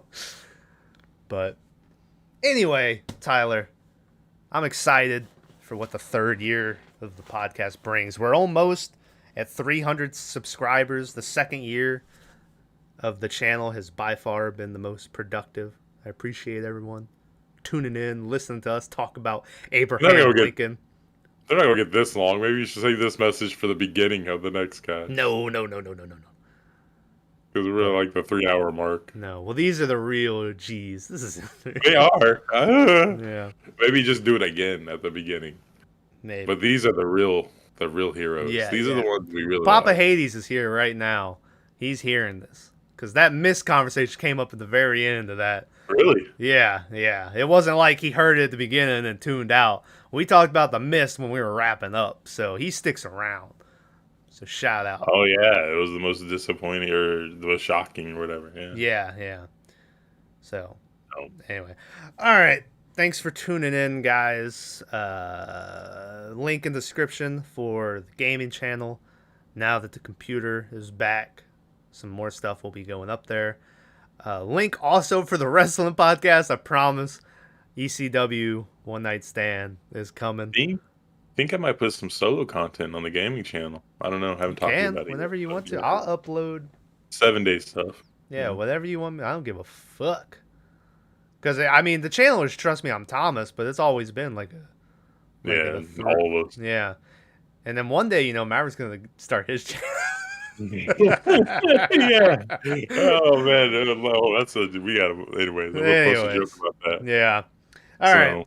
Thanks for watching. Next week, we're going to look at X, the brand new A24 film. We got to do a overtime or a smoke break of The Northman that we were both excited about. That lady in that movie is so amazing looking. I'm not even going to say beautiful. Like, maybe beautiful is better than hot. Anya Taylor-Joy? Is that who you're talking about? I don't know. She's the one from The Witch. And all white and just kind of like trotting around on a horse. That's the only thing I've seen her. I think so. I've been trying not to watch. She's also going to be Princess Peach in the Mario movie. Oh, that just got delayed for another year. Oh, yeah. I just heard so she was the witch in Robert Eggers' first movie, and then she wasn't in The Lighthouse, but I heard an interview where she was like, saw there was a mermaid in the movie, and she was like, I want to be the mermaid, and she kept asking Robert Eggers, she's like, I want to be the mermaid, because she wanted to work with him and be the mermaid, she doesn't want to be involved, and Robert Eggers was like, I don't know if you want to be this mermaid. And yeah, so that's cool. Batman just got their greenlit for number 2, even though I really like that first one. Everyone else, me and Maverick were the only ones. I don't know if you ever watched it. Bags hated it. The parents didn't like it very much. The second one, second one, I think is supposed to be based on Hush, the book Hush, which that's pretty cool. But I think they're doing another spoiler. They're doing another Joker, which I think is pretty much confirmed. And it's like, why are we doing another Joker? Like, we don't. There's so many cool Batman villains. Why are we doing this? Is the Joker gonna be Joaquin though? No, it's the guy from. He was in the Eternals movie. Never watched it. He was also in Dunkirk. He was the kid on the boat who gets pushed down and dies. Spoiler. You know him if you look him up, but he's in it, and he, yeah, and I think they're going like he's a super scarred up looking Joker and stuff, but there's yeah. Wait, isn't Hush? Well, I don't want to. You've read it, right? I have read it. Isn't it just Riddler? Yeah, I'll add a spoiler before that, but yeah, that's like because at the end of Hush, it's like Riddler is the whole guy behind everything. Yeah. When in the beginning of the book, he was like the one that was looked at as like the joke, and now he was like the mastermind. Yeah, and it's like his friend from years ago shows up and is kind of involved, and there's a whole where Clayface is like turning into Jason Todd to like trick him into thinking Jason Todd was back from the dead, which then obviously, I mean, he does come back later, but. I thought Clayface was in there as a good guy. No, he was working for the only one who was ever good. I think maybe in current comics, Clayface is a good guy, and he tries to be a superhero, and he's like real cheesy looking. Yeah, but he can't control his mutation. Mm. So he's like, "Hey, I got you." Oh! You know, like it's really weird. But anyway. Yeah, Jason Todd, Red Hood, I always think is a really cool character that they've kind of just wasted and never done anything cool with.